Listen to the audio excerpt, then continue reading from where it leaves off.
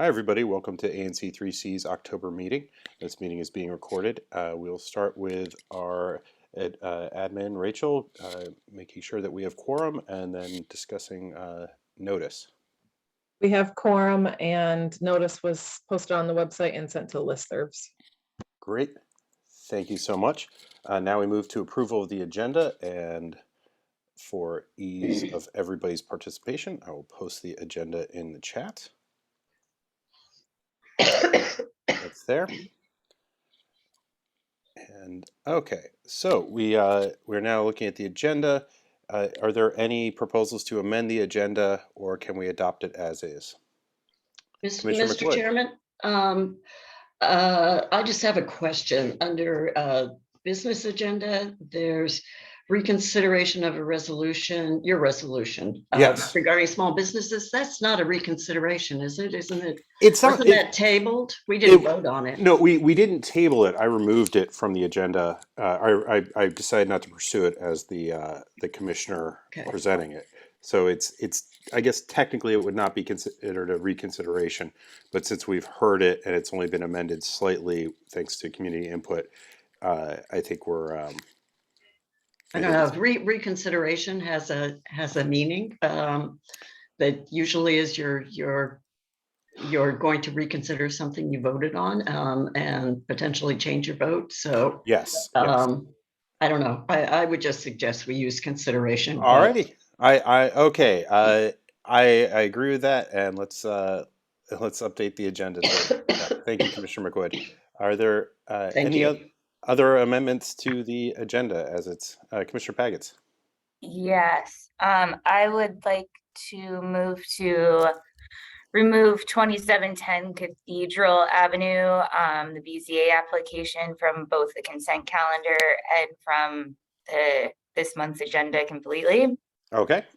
I apologize for anybody on here that was interested in that item. I got a very late email from some of the neighbors of that property that will need to have some further discussions before that can come before this body. Great, thank you, Commissioner Pagets. You don't need to move to amend it, but that's great, thank you. So we've got that removed from the agenda. Any other changes? All right, Commissioners, hearing none, the consent calendar, which only includes at this point the Historic Preservation Review Board application for 3722 35th Street for concept approval is on that and then passes. So thank you, Commissioners. Janelle? Hello? Hi, Mr. Shearer, yes. Yes, I apologize to interrupt. Janelle, that email that you received was last night, which was a four-page email from the neighbors in reference to this 2810 matter. Do you have any idea how long it will take you to digest that material that was sent to you yesterday to be able to consider it for the next meeting? Hopefully I can provide some follow-up later this week. Sorry. Okay, so the follow-up would then be to follow up with a full meeting next month. When would that be? We would possibly consider it on next month's agenda. Okay. My experience, I've lived in this neighborhood for more than 40 years.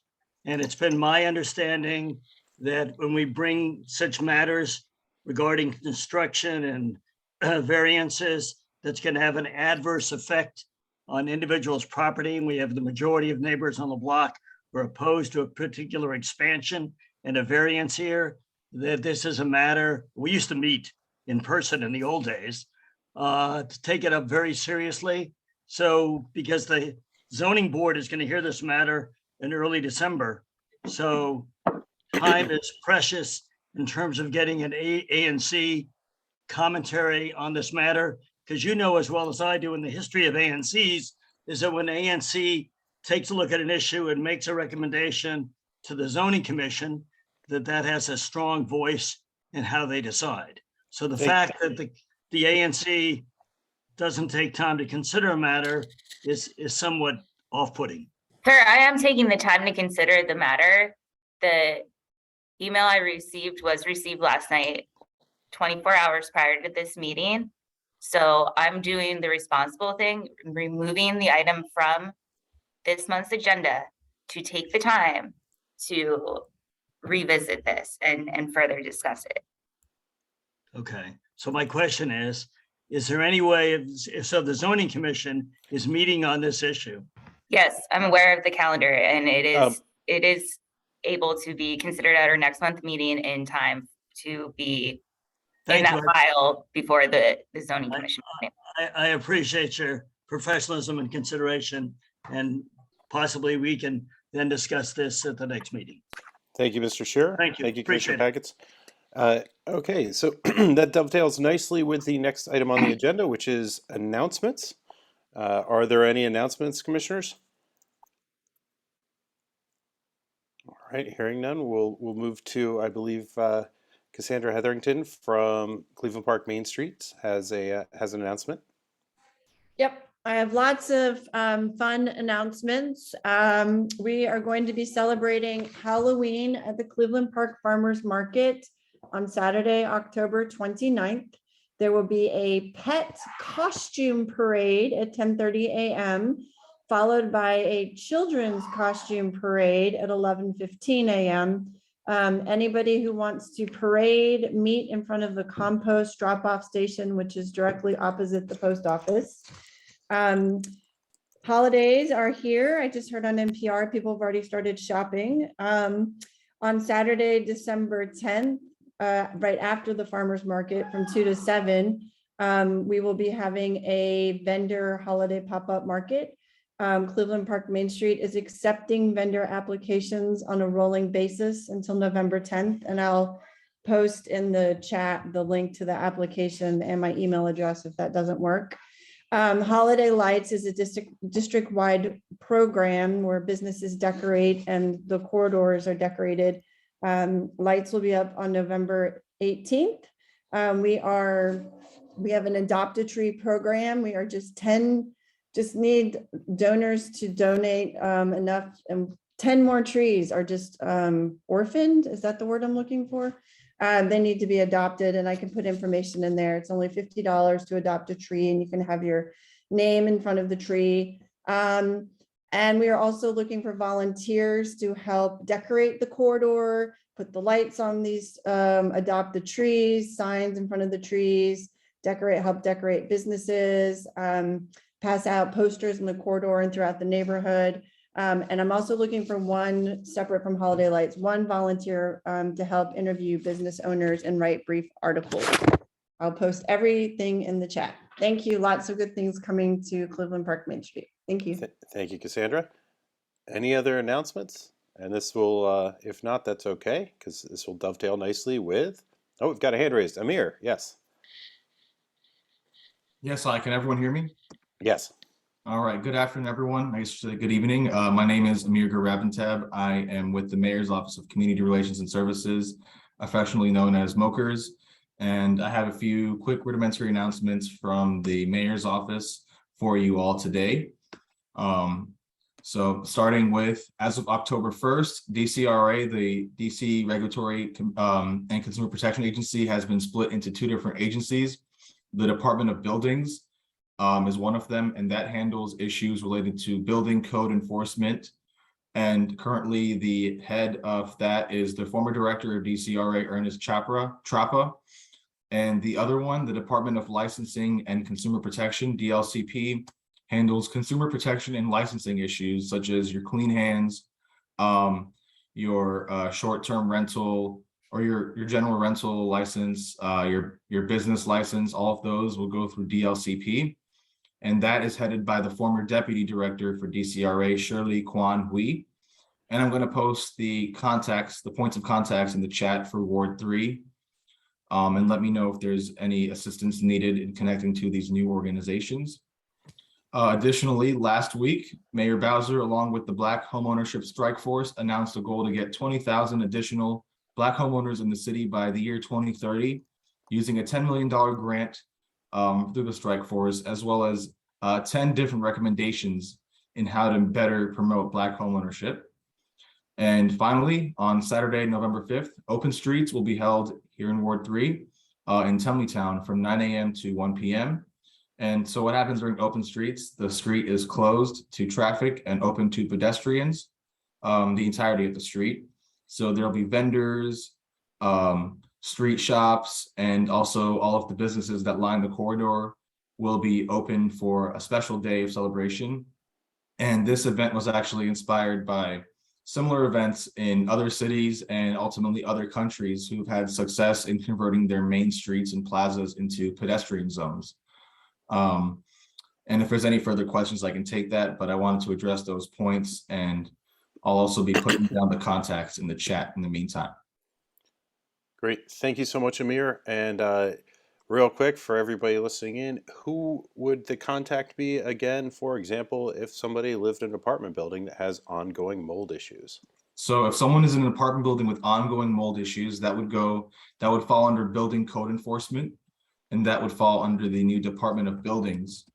And I'm going to get the contact information for the people now. The former, I guess, for DCRA Ward 3 account manager, Isaac Boateng, he's still on there, but he handles DLCP, which is the other hand of what DCRA used to be, which is licensing. So for building code enforcement, if there's black mold in your building that needs to be taken care of, the account manager is Mark Anthony Tynes, and I'll be putting his email in the chat. Thank you very much. Great. Any other anybody else like to speak and as we move into the community forum? Okay. All right. I see Bar. Go ahead, Bar. Hello. I have our favorite topic of the day request about the Connecticut Avenue redesign project. We've gotten 2 rounds of requests to CPCA, and sort of not a formal thing, but sort of informal, ask for help from Ed Stolliff regarding diversionary studies and calming. And basically what he's said is that they're interested in any input we have in short order, which I kind of mentioned this at the last meeting when we were discussing the resolution, but people thought it was too soon to talk about these things, but then he reiterated it, so I'm bringing it back. He wanted to confirm whether there's any areas in Cleveland Park where we think need a diversionary study. I know Macomb Street, I think, is one place that's identified right now. I think that's it. And then also he said that they're planning for proactive calming activities, which I thought was very encouraging, to try to get ahead of the actual construction in terms of what happens on side streets, which we certainly support. So my ask to you all is if the ANC has an interest in working on this as well. We're doing our best to kind of come back with some comments. We don't really have a ton of sophistication on this issue. Obviously, there are a lot of streets that could be affected, both directly and through zigzagging. If people are trying to get to another corridor in a bad traffic jam or something. And Macomb certainly is one of them. But one thing I can note, by the way, is we, as you know, had a study last year of traffic just with our members, sort of pretty informal, kind of anecdotal in a sense, but we had a remarkably strong turnout. And Connecticut Avenue and Reno Road were the 2 streets, of course, that really had the most concern about safety in a neighborhood people thought was generally pretty safe. And for Connecticut, while I don't want to discount the value of looking at Macomb, the streets that were highlighted for us were I think, Quebec, Rodman, and Porter, because they were sort of fairly awkward corners. So it just suggests there's a variety of streets in terms of direct access from Connecticut that might be worth looking at. And whatever the needs are for further study, we certainly would like to endorse more calming measures to just make it as calm as possible throughout the neighborhood, whatever happens on Connecticut and Wisconsin going forward. So that's the pitch. I just wanted to see what you guys thought about it. Well, no, Bar, I think that's great. I think, Commissioner Siddiqui chairs our transportation committee that has been, as you've been participating, he's been doing a great job on that, leading us through that, this redesign and whatnot. I'd recommend you reach out to him to get on the agenda for this coming month. I don't know. And Commissioner Siddiqui, you've got your hand raised if you want to reply. Sure, but Commissioner McWood had her hand up first, so I'll let her go first, and then I'll add. Thank you, Commissioner Siddiqui. What I'd like to suggest is that we do something a bit more aggressive. I attended the last Transportation Committee meeting where Commissioner Siddiqui was entertaining a lot of people who attended that meeting and raised a lot of concerns about various aspects of how this project is going to unfold and how it's going to impact different parts of the community and different functions of the community. I think, in fact, I'm convinced that we're missing a lot of data, and the DDOT has it, and or they should have it. And what I would like to suggest is that we invite Ed Stoloff and whomever he on his team that he thinks would be appropriate to a community meeting where we get some of these issues on the table. I mean, for example, we found out that DDOT didn't have any information about what the linear zoning needs were of the businesses. We're being asked to recommend streets for that we think may need traffic calming because of diversion, but it would be very helpful to hear from DDOT what aspects of their plan do they think would encourage, for example, left turns and diversions into the neighborhood. Have they considered maybe eliminating left turns during certain hours, like the heavy commuter times, to avoid diversion?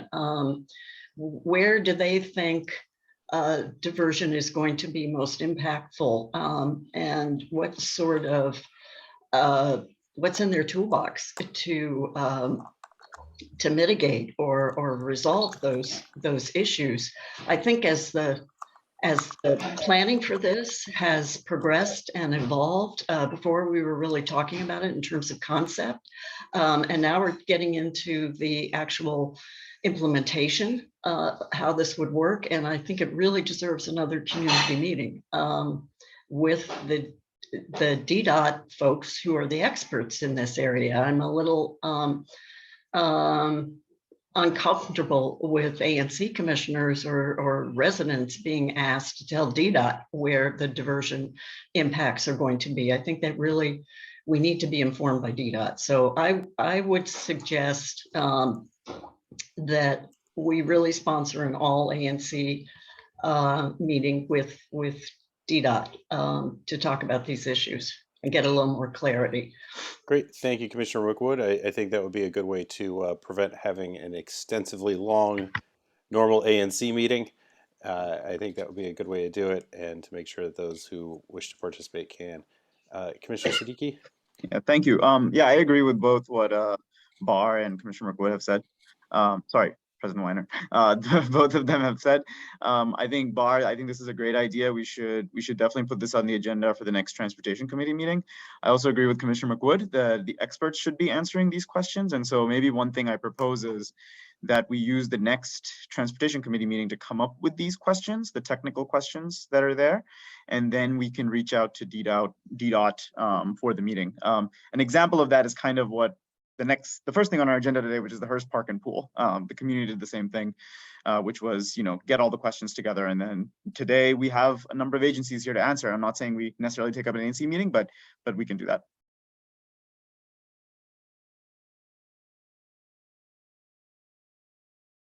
Barr, is this in relation to the Concept C discussion? Because I think we need to get moving. I just wanted to make one quick point and I'll stop if you don't mind. All right, go for it. Thank you very much. I just wanted to just make clear that everything that you guys, that Nancy and that Swally just said makes total sense to me.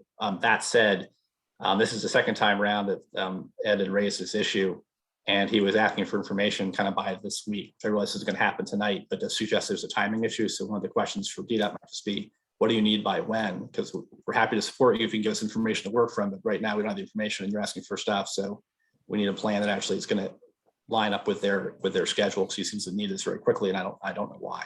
So great. Barr, you know what might help if you could reply, loop me in on that, and I can, or Sure. loop Swally in. It would be great. Thank you. Thank you. Great. Okay. Anybody else? Does anybody else have anything to add to the community forum?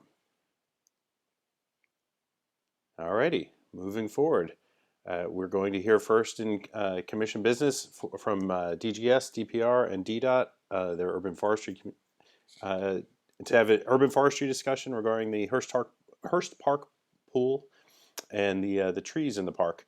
And Commissioner Siddiqui, this is in your SMD or adjacent to, if you want to do the introductions, I'd be grateful. Okay, thank you. Thank you, Chair Finley, and thank you to all members of the community. Like I had mentioned before, this was a very sort of aggregative process. Community members had a number of concerns to do with Hearst Park and pool construction, all through the construction and now post-construction. And so just to give everyone else some background, we collected some questions that were outstanding, some of them more urgent than others. And primarily what I hope we focus on today are the urgent questions on the trees and the water pooling issues that is threatening the trees and is also resulting in some water pooling at the park currently as well. And so I want to thank DGS, DPR, and DDOT Urban Forestry for attending today. I believe Mr. Stokes, Mr. Wayne Gore, Mr. Norden, and Ms. Ertem, I believe you all have been made co-hosts. You are welcome to unmute and start your presentation. So I think, Mr. Stokes, please let me know if this makes sense. I think what we're going to do is you have a slide presentation that you're going to give, and then we're going to answer questions, or do you want us to just get to the questions? What is it that you prefer, Mr. Stokes? So we have a couple of folks on the call that are going to join us this evening from the agencies. We have Peter Norden as well from DPR. We have Tommy Jones from DPR as well. And so Tommy Jones, if we can make Tommy Jones a co-host and open it up to him, then he will share the slide. So again, what we're going to do is we're going to do, first of all, good evening, everyone. Good evening, Commissioner and Hearst community. Thank you so much for inviting DPR, DGS, and DDOT Urban Forestry to this ANC meeting this evening. We wholly get and hear all of the letters and correspondence that we have received regarding the Hearst tree situation. We're going to give a short presentation this evening, and we hope that many of the questions that you have posed to us are answered in that presentation. Of course, after that, we will open it up to some questions. But again, we want to thank everybody for coming out this evening. We've heard you, we've seen all the letters and all of the requests for information. So again, we do hope that we can answer many of those questions this evening. As soon as Tommy can bring up the screen, I will go about introducing our other hosts that are going to be on presenting. Give me 1 second, John. I'm going to try to, I don't see where the share screen piece is. Should be at the bottom where it says. I'm at the part where it says more. No, it should be to the left of that. I don't think it's allowed me, Commissioner. Mr. Jones, can you email me the presentation? Sure. Okay. And then the interest of time, I will go ahead and start anyway. Again, I'm John Stokes, and I'm the Associate Director of External Affairs for the Department of General Services. We're going to have Minerva Erdem, and she is the Tree Management Branch Manager for DDOT Urban Forestry Division.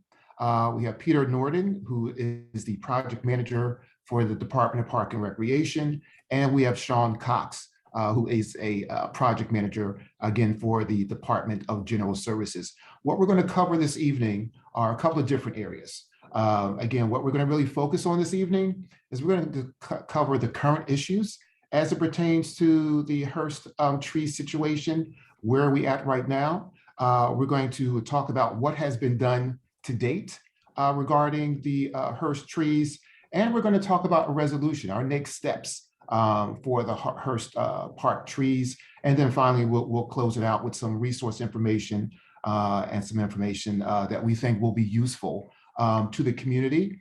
Again, we're going to go through the presentation, and then after the presentation, we will open it up to questions.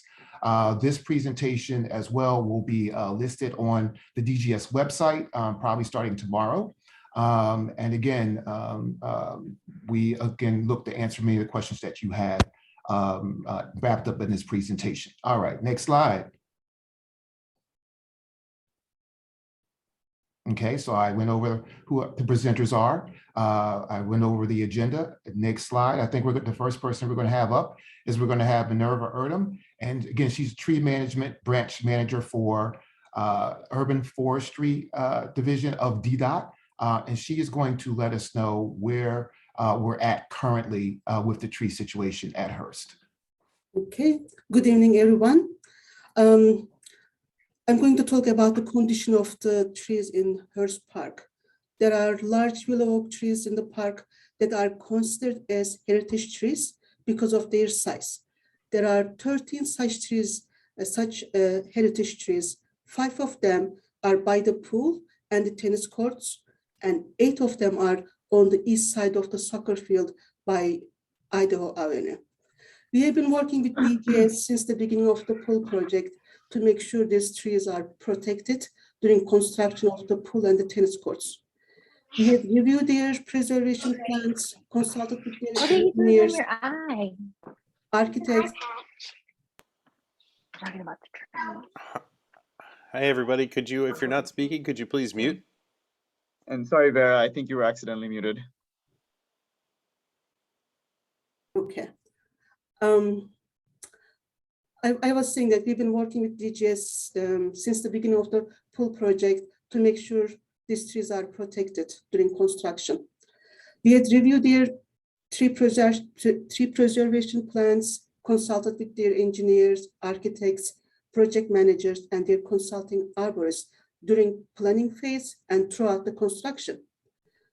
In the fall of 2021, we noticed that water from an underground stream surfaced and started to pool around one of the heritage trees on the southwest corner of the pool, close to the 37th Street site. Despite all the efforts by DGS to mitigate the standing water, the problem has continued, and this large oak has died this summer. We also noticed 2 more trees are under stress. One of them is the tree next to the tree that has died. It shows the signs of water stress. It has tipped dieback in the upper canopy. We think this tree may survive if we control the water. The other tree that is in decline is the last tree in the row by the Idaho Avenue side, where the construction entrance to the soccer field was.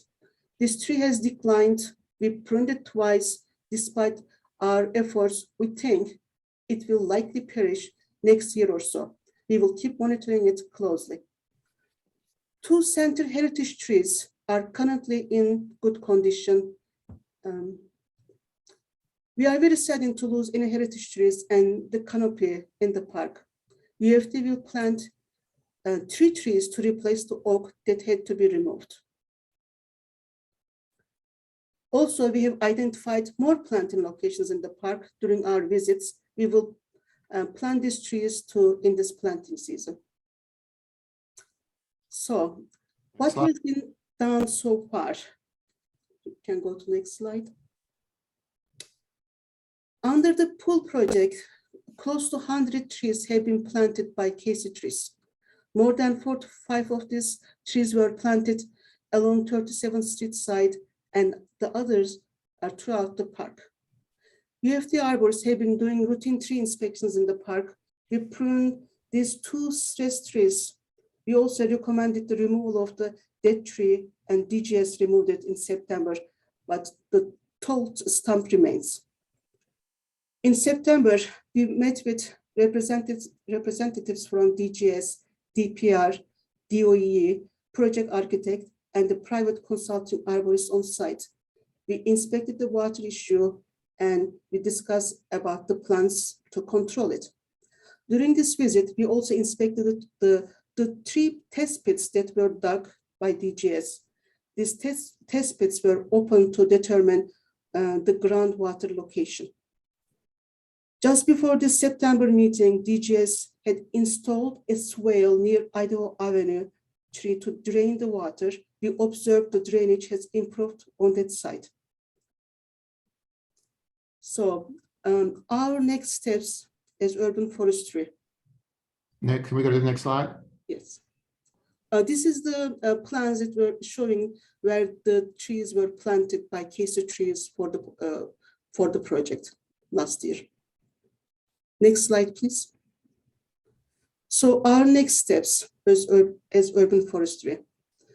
Urban Forestry Division will keep monitoring the condition of these trees. We will do routine tree inspections like all other 180,000 trees in the district. We are planning to inspect them at least twice a year. We will keep providing proactive and routine tree maintenance services to these trees. If residents notice something, they can call 311 and request a service. This could be tree pruning, tree removal, tree planting, or to just ask an inspection of a tree. We have arborists in the field and they can respond to service calls sometimes within hours. We have plans to prune 4 trees for routine maintenance. 2 of them are cherry trees on Idaho Avenue side. We will schedule them in the winter. You can see them on the map on your screen, circled in red. They are the trees we will prune soon. As I mentioned before, we will plant 3 trees to replace the oak we lost, and we will plant about 10 more trees in the park that we have identified during our recent visits. The second map on your screen shows where those trees will be planted. Also, we are reviewing heritage tree laws to see what violations may have occurred to cause the loss and stress of heritage trees. Moving forward, our goal is to replace the tree canopy that was lost and make sure all these newly planted trees will grow strong and healthy so the next generations can benefit from them. So thank you for your time and continuous support. Next, Peter Norden is going to talk about the plans on DGS and DPR side. Thank you. Thank you, Ms. Hurton. I just want to tell the community members that please make sure you write your questions down. And I think after everyone is done, then we'll go through the questions. I'll start with some systemic questions of the existing ones, and then we'll go to the community. Please go ahead. Okay, yeah, thank you, Commissioner. So yeah, I wanted to go through this a little bit about the next steps from a technical standpoint on how we're going to mitigate the water that has appeared at this southwest corner. So what we want to do first is there's currently the stump still there. One of the community members had interest in seeing if it could be carved.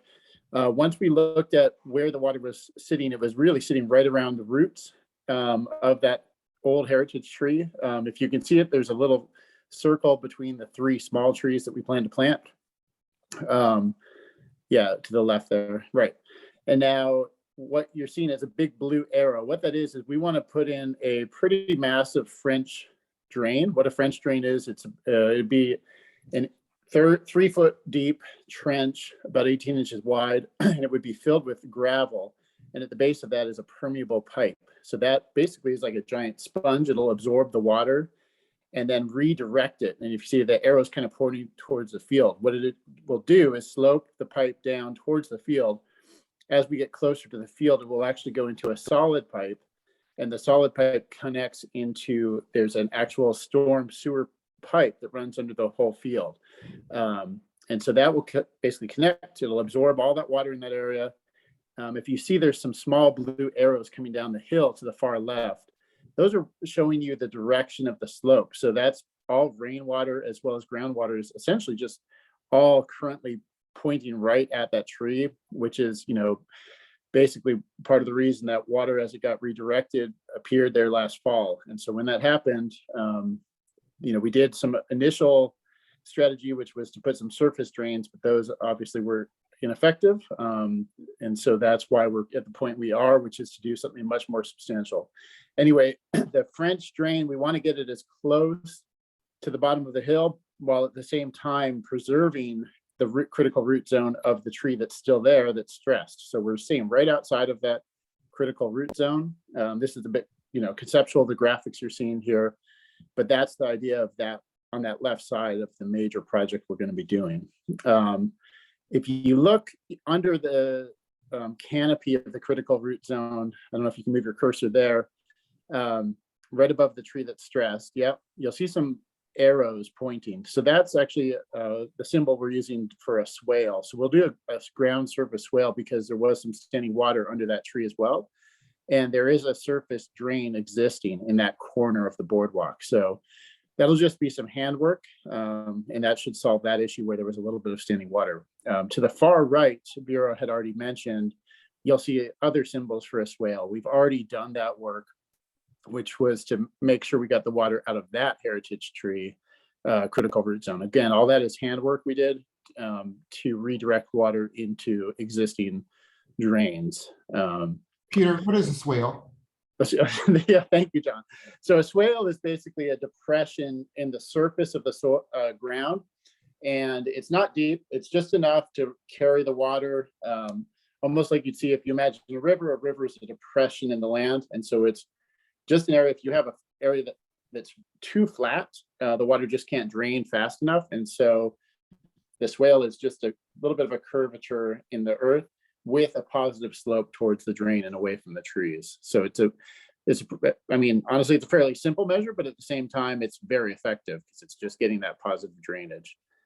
And then all of this work we've already met with contractors. So we're in the process of hiring a contractor, and we will get all this work done, hopefully in the next month, but definitely by the end of the year. As Vera mentioned, she's going to be planting 3 new trees in place of the tree that died. All of those trees are water loving. So we really want to make sure that whatever trees we plant for the reforestation of the park is going to be trees that can handle that water that's now present in that area, even with the French drain.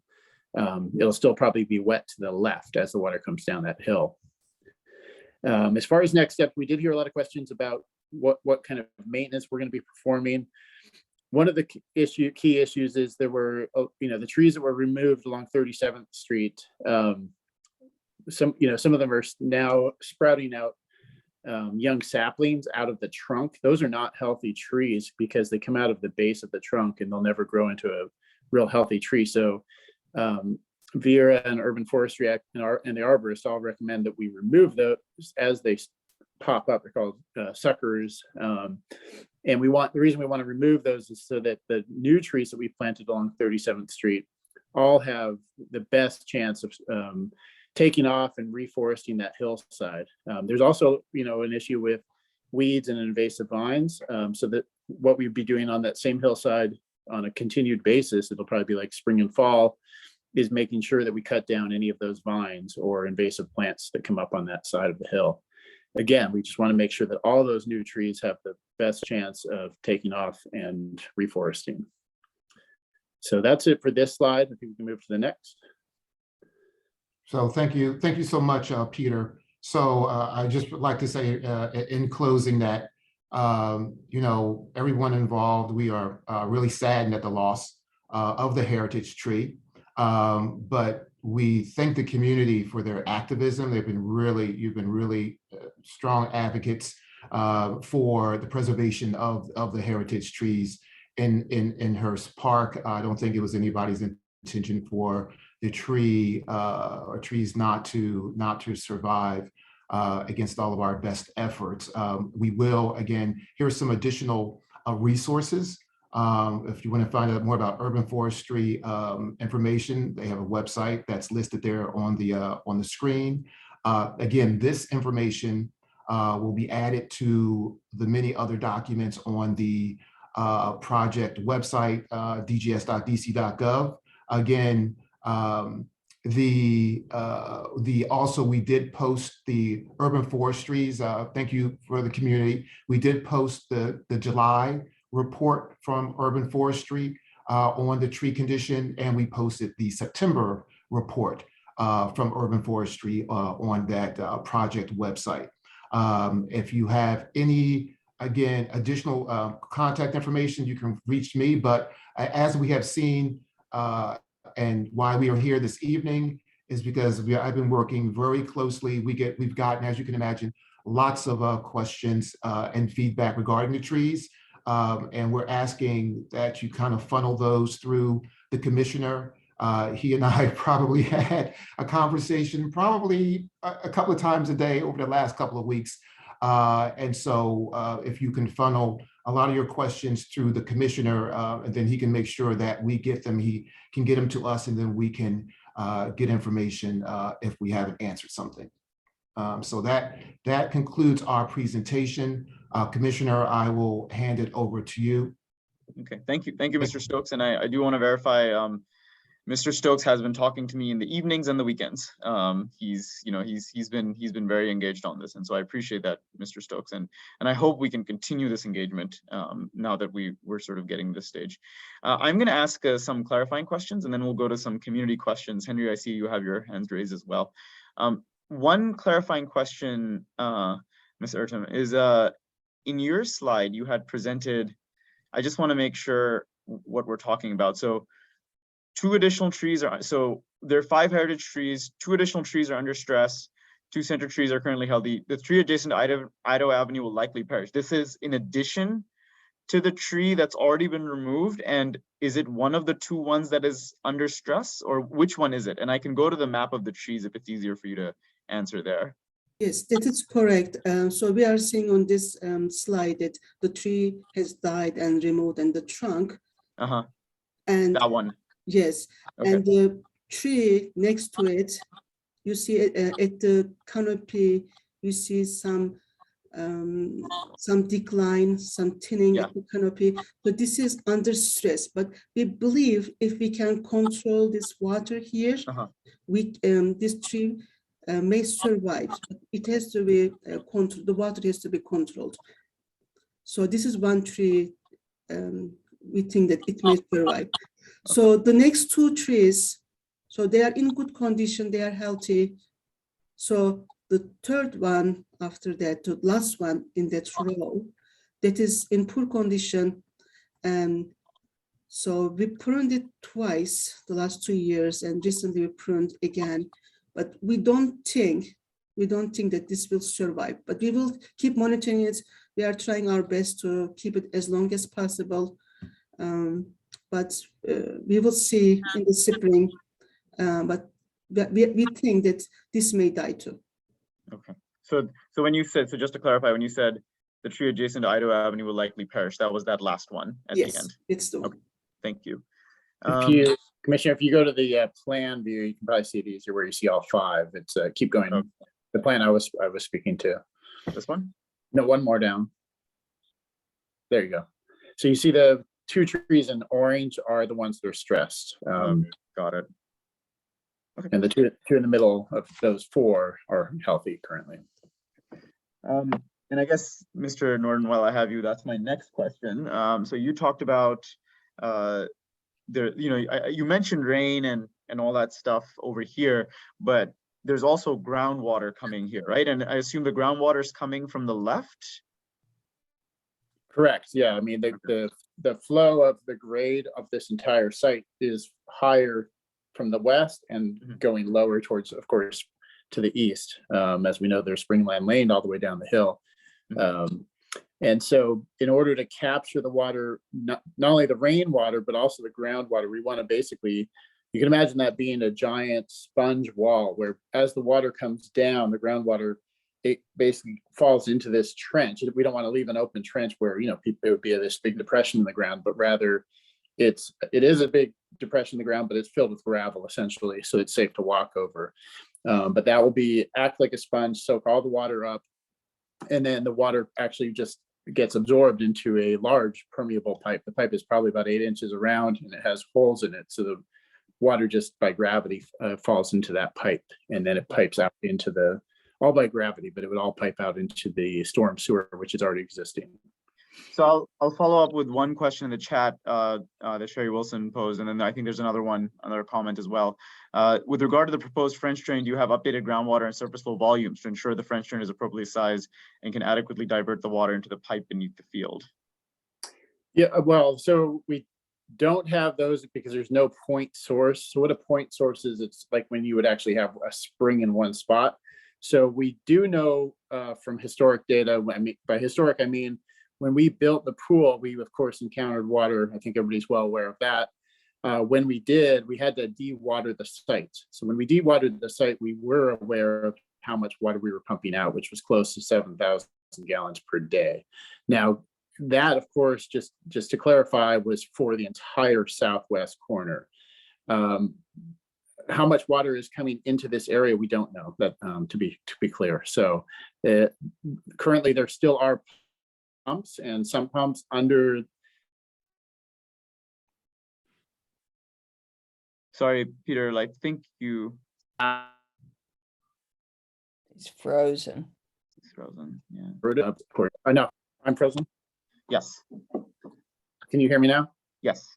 Okay, sorry. I don't know how much you missed. Do you want me to start over? Well, let me, in the interest of time, let me ask one more question. Right. And I actually want to turn it over to community members as well, and maybe some community questions. I didn't hear a timeline. When are you planning on doing all this stuff, and when can the community see this stuff come in? So Sean Cox, do you want to speak to that? Sean is our DGS project manager, so he's managing hiring of the contractor currently. Sean, are you able to speak? Yeah, so currently we're in the process of procuring a contractor to do this work. We anticipate this work happening sometime in November, but they'll definitely be completed by the end of the year. The end of the year, so by end of December? Yes. Okay. It'd be great to get that get a timeline in writing or something like that. I think that's very important because and that'll make your lives easier as well, because otherwise the community is going to be like, what's going on? What's going on? So if we can get a detailed timeline, I think that'll be incredibly helpful. Even if it's small steps that might not seem very important to you, it's very important for the community to know what's going on. Commissioner, it is on the slide presentation. It's that, no, go back right there. Oh, no, stop, stop. It says completed by the end of the year. Yeah. Right, and that's what I'm saying, Mr. Stokes. I think we need a little bit more detail because the end of the year is a month and a half away. I think we need to know a little bit more on what when the contractor is going to be hired by, what time are you going to put what stuff by? Saying end of the year is a little, yeah. So Commissioner, this is Tommy Jones with DPR. So just maybe to give it a little bit more clarity, I think your question is right, but what we're working through is the contract and procurement, but what we're committed to is making sure that the project and things are done by end of year. So we can commit to end of year. That's what we can commit to. I think the level of specificity might be challenging because we're working through different layers and different things that are moving forward. But what we can commit to is committing to the end of the year. And that's what we've put in writing to you all. Okay. I understand your desire to have that. That's why you're a great commissioner, because you're asking for the level of detail. But what we can commit to, and with some level of certainty, is to really be by the end of the year, and that's what DGS is and DPR are working together on. Okay. If at least we can, and we will continue to update, and you can continue to. If there's a change, we'll definitely make sure that the community knows of any changes. Okay, awesome. All right. Thank you, Mr. Jones. I think I do want to go to some community questions now. Again, I encourage you all to keep the questions focused on the topic at hand, which are the trees and the water. I know there are other issues, and I know there's a whole other issue, and Mr. Stokes is community about this. The community really wants to see whoever did this work held accountable, and we want to know how to do that. And I know that we can't talk about that tonight, but I'm just encouraging community members not to dive into other details right now, and let's stay focused on the trees and the water issue, and let's try and get down to those answers. Mr. Doctor, I'm gonna ask you to unmute. Please unmute and please ask a question. Henry, we can't hear you, so if you wanted to unmute and then ask, yeah, there you go. I'm not, I'd like to speak a little bit later. Let somebody else speak for right now. Thank you. Okay, Commissioner McQuid, you had your hand up? I did, thank you. This is a water related question. During the planning stages for the pool, test pits were drilled to determine where the groundwater levels. I have two questions. Can you identify where those test pits were? Were any of them in the vicinity of where you're finding the pooling of water around the trees? And the second part of that question is, I think Vera indicated that during one of the meetings on site, you uncovered some of the test pits. I don't know if those were the original ones or those were newer ones installed during construction to determine where the water levels are now, there clearly are, and we've always known this, there are underground springs there. What was the status of the groundwater pre-construction, and what is the status of the groundwater level now? Thank you, Commissioner. Yeah, I can take that. So whenever we build a new building or pool or even a bioretention cell, we would do boring. So the borings that were done for the pool house themselves were done quite deep, and as well as under the pool. For the bioretention areas, which are to the southeast of the tennis court, as well as along the west side of the field, those were all the borings that were done. And that study was actually posted on the DGS website. So those studies were what the architect and structural engineers went off when they went to build the pool house and pool. So those particular ones that were done before the pool was built were not done around, because at that time we certainly wouldn't have done borings under the base of the heritage tree. Just to clarify, the borings that we've done most recently, those 3 are all new, and they were done once the tree was mostly removed, in question, the far west tree that perished. And so that's what we've done. So it's two separate boring samples. So the test pits are about 3 foot deep and 3 foot wide that we did. So the new test pit that you did underneath the tree that was removed, what is the ground level there? I mean, what is the water level there below ground? It's not very deep at all. That's why currently the water is just not draining out of that area. So it's within a foot of the surface. The test pit's filled up. So have you concluded that a French drain, which based on the description tonight, it appears that the French drain is intended to capture stormwater coming off the slope? Are you expecting that French drain is also going to control the underground spring, which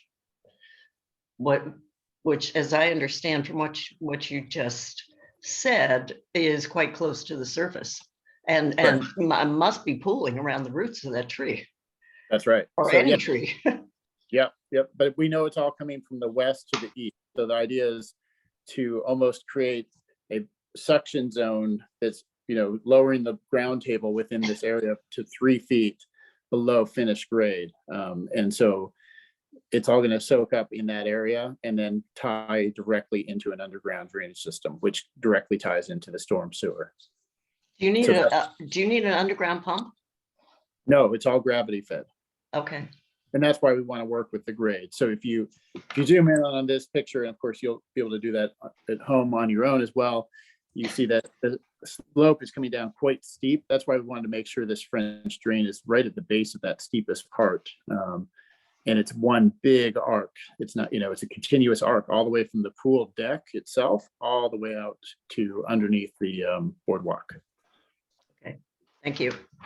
You're welcome. I just want to follow up on that because I am seeing more questions in the chat about this and more comments about this. So one thing that Sherry Wilson wrote as well is that there's a concern that the French drain won't be enough to handle both. Like I think Commissioner McWood was saying similar things, like the surface and the groundwater, especially if we don't know how much groundwater is coming in, if we don't know the volumes. And I understand, there's no point source, but it seems you can do something to estimate some type of how much water is coming from the ground, right?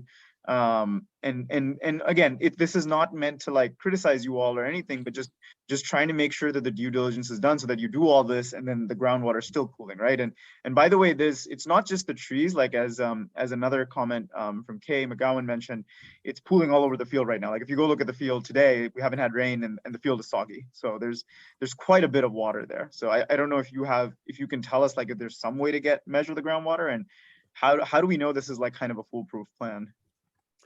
Thank you. Yeah. So first of all, with let me take a step back. So when we did the dewatering to build the footings for the retention wall, we were actually pumping out basically any wall that would have been along the pool wall on 37th, which is about 120 feet long and 15 foot high currently. So In that zone itself, we were capturing about 7,000 gallons per day, and that was being pumped out just in about a 2-inch pipe. So now this French drain, which is just going to be soaking up by gravity, it's actually an 8-inch pipe. It's much big. It's, you know, more than 4 times bigger, but it's just percolating. The water's just being absorbed into it. So there's no pumping, there's no pressure. It's just pure absorption of the groundwater. So it can certainly handle the amount of gallons that we're talking about. Hey, I did want to reiterate that we also had consultants and DOEE, UFD. We have everyone helping us out on this. They took a look at the test pits and they were able to help us out with this plan that we came up with together. So I just wanted to reiterate that fact that everyone came together and has the understanding that this will eliminate the issue. And then I guess just to address your question about the field being wet, what it is, you know, we've been working with the landscapers to adjust the irrigation. We know that early on it was being overwatered. We also know that the field perks a little bit slowly because it's a sand infill field. And that's why it feels a little bit wet, just like when you were on the beach, you'll feel that kind of wetness in the sand, even though it's still perking. But there really isn't any standing water on the field. It's just kind of wet under your feet. And so that's just the design of that new infill that the landscape architect used on this particular field. But the whole field has an under drainage system. So you really won't see standing pools of water. I know that was a big issue before we started this project. And there was also a lot of rainwater that washed right over the field and actually down towards Springland Lane. That doesn't occur anymore. Thank you. Bill Maslovich has some questions, and I don't know if you can see the chat. Maybe if you all want to read them, or would you rather I read them and you can answer them? Why don't you read them, Commissioner? Okay, I will read them, and then let's see if you can get answers. And you know, I encourage you all, if you don't have the right answers right now, please do email us later. I think that's very, very important, and we will be following up about the French drain and other issues. So what tree species will be planted to replace the dead tree? Gum, river birch. Okay, Alice, thank you for answering. Peter, Yeah. Peter, I think you have the answer to the type of tree. Right. Yep. So we have bald cypress, river birch, and black gum. Those are, or black tupelo, it's also known as. Those are all real water-loving trees, and we worked with Vera to pick those out. Okay. Second question: the swales appear to pass through the tree's critical root zones. I think I said that right. What impact will this have on the tree's health? Okay, yeah, I mean, I'll just take an initial stab, but probably Vera should follow up on this question. As I mentioned, those swales are just surface swales. They're only done by handwork. There's no machinery. So if any roots are encountered, they would not cut them. This is basically, small shovels and rakes to do this work. So it's no machinery. Vera, I don't know if you want to talk about that any further. Right. During our meeting, we discussed that to make sure that we stay out of that critical root zone, especially that the tree that was stressed. So that's why we decided to install that French drain in the blue line at that location to just out of the critical root zone. And we decided to work has to be done by hand, excavation and everything. So we are going to be on site inspecting and monitoring during the work too. Thank you. And then the next one is, what is the health of the other 8 heritage trees? And if we don't know, when will their health be evaluated? The other 8 trees, I believe we are talking about the ones by the east side of the soccer field. They are in good condition. We've been inspecting them. Of course, they are old trees. We've been inspecting them. There's no work needed. Only one tree, I shared it earlier, that needs to be pruned, just routine pruning. Of course, when they get older, they develop dead branches, and maybe you notice one is when you enter the park from the Idaho side, maybe you see some fallen branches, we are going to make sure that we are removing those dead branches. So it's going to be done in the next few weeks, I should say. Okay. Routine pruning, routine maintenance pruning, but we believe they are in good condition. Okay, awesome. And then just to clarify, the July, so there's water near the Idaho Avenue tree, and that's coming from the same sources, or is there another source from where the water on the Idaho Avenue tree is pooling?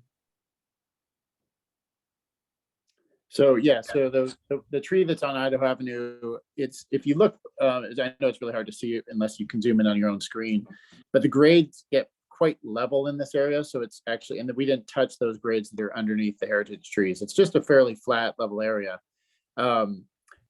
There is a slope that we did work on to the southeast of the heritage tree that's stressed.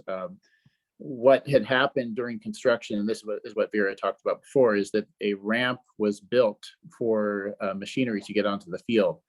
And that ramp that was built dammed up some of the water. And so since that work has been done, that ramp has been removed. And so the water has mainly come out of that area, but that was just the water that's already been there. There's no change in grades in that particular area underneath the critical root zones of those trees.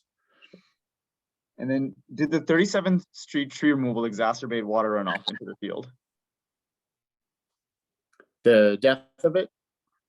Yes, and removing it. I don't know. Vera, do you have any idea? I mean, the depth of the tree means there'd be less water being absorbed by that tree, certainly.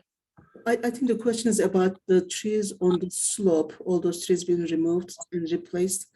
So Okay. we don't think so. Actually, those we inspected those drainage sites too, and we didn't see water there, right, Peter? We look at them multiple times, and we don't think water is coming from the 37th Street side slope. Yeah, so also just to clarify, I know we can't see it on this particular plan. I don't have a zoom out. But on the whole west side of the field, there's actually a bioretention system. It runs the entire length of the field, and the field's actually sloped towards that. So in heavy rains, the water will go into that bioretention facility and be absorbed and filtered before it goes into the storm sewer. If you go along that side of the field, we've actually not seen any standing water whatsoever, even after rains, within a day or so. No, Mr. Norton, I'm going to interrupt you there. There has been standing water there, and the field is soggy. Like, that is a problem. You see standing water in the bioretention area? Not in the bioretention area, but in the field, like broadly in the field. Right. Yeah, the bioretention area we have found is actually working quite well, but there's no standing water in it. Okay, but the field is still an issue. I think that's still an unanswered question. Like, we don't know if this all will resolve the soggy field at all or not. Henry, I don't know if you wanted to ask a further question or provide any other information. And feel free to unmute.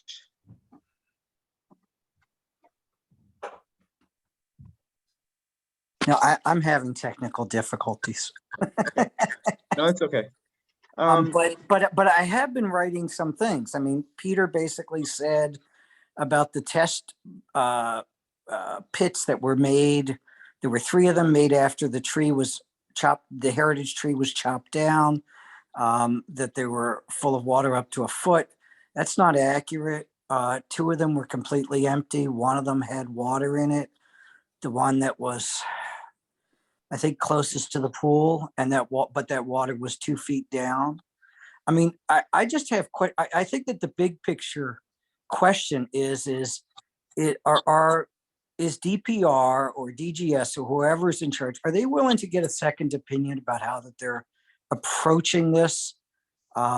Because I don't have much confidence in their attempt to resolve this. I don't think they have a track record. And I'm wondering if we could get a second opinion. John, do you want to respond to that? I think we did mention, in several occasions, the work that our agency partners have done, DGS, DPR, DOEE, and the Urban Forestry Division of DDOT, Mr. Doctor. We've also hired, hold on, excuse me one second, please. We also did hire consultants that have provided us technical analysis and review of our plans. And we're very confident in all the work of our partners, agencies, collectively and in whole, and through the work of the consultants to be able to do it. John, I don't know from a DGS standpoint, you'd like to add anything further, but I would, I understand from reading the comments and hearing the voices of residents and hearing the comments also from the commissioner, some of the concern, but I know you all have been working diligently. I've worked with John for many years. And I know we're confident in it because of the things that we've done to this prior. But John, if you want to add any further, I think you know, maybe you could help Mr. Doctor. Well, wait a minute, you stop me. Okay, so what you're saying is you're confident in what you have in everything. And I hear you. And but I'm really skeptical. That's one thing. Second thing is it accurate that the tree, you're going to plant 3 trees where the one heritage oak was planted? I assume that they're going to be like 1 inch thick and perhaps 6 feet tall. Is that correct? I've asked maybe Vera if you want to talk about the trees that will be planted. Right, we are gonna plant like 2-inch caliper trees, 2.5-inch caliper trees to replace that oak. And like Peter said, they are gonna be like water liking trees, like they grow in swamp areas. So the trees, the reason that we are not planting big trees means that when we dig trees from the nursery, if they are big trees, we have to dig big root balls, right? And more transplant stress. When the trees are smaller, the ones like 2.5-inch trees, and they survive better after a couple of years. They adapt to their new environment much better. So we are going to plant 2.5-inch trees. They're going to be easy to plant, and they are going to adapt better to their environment. And after a couple of years, after a few years, they will be the same size. If you plant 5-inch tree, again, like we have to dig big holes under those heritage trees, right? The smaller trees, they are going to adapt better. Okay, but you've already killed one of them, right? I mean, So and Henry, that's where we're going to be planting them. But I think that the question is would you be willing to provide all of your findings that you have relied upon so that I can ask somebody for a second opinion?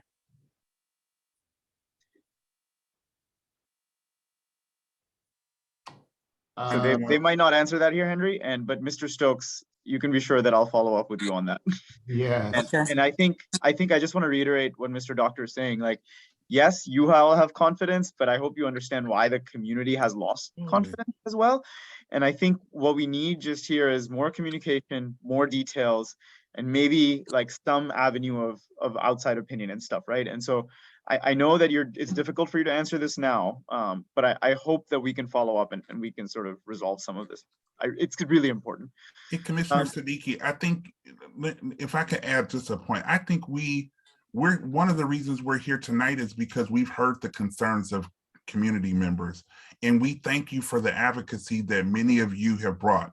And we want to say we appreciate that level of community engagement, both back from the residents who are our stakeholders and who we hope to enjoy our parks at DPR from a DPR standpoint, who we hope to enjoy these assets and who invest in these assets and who believe in the work of the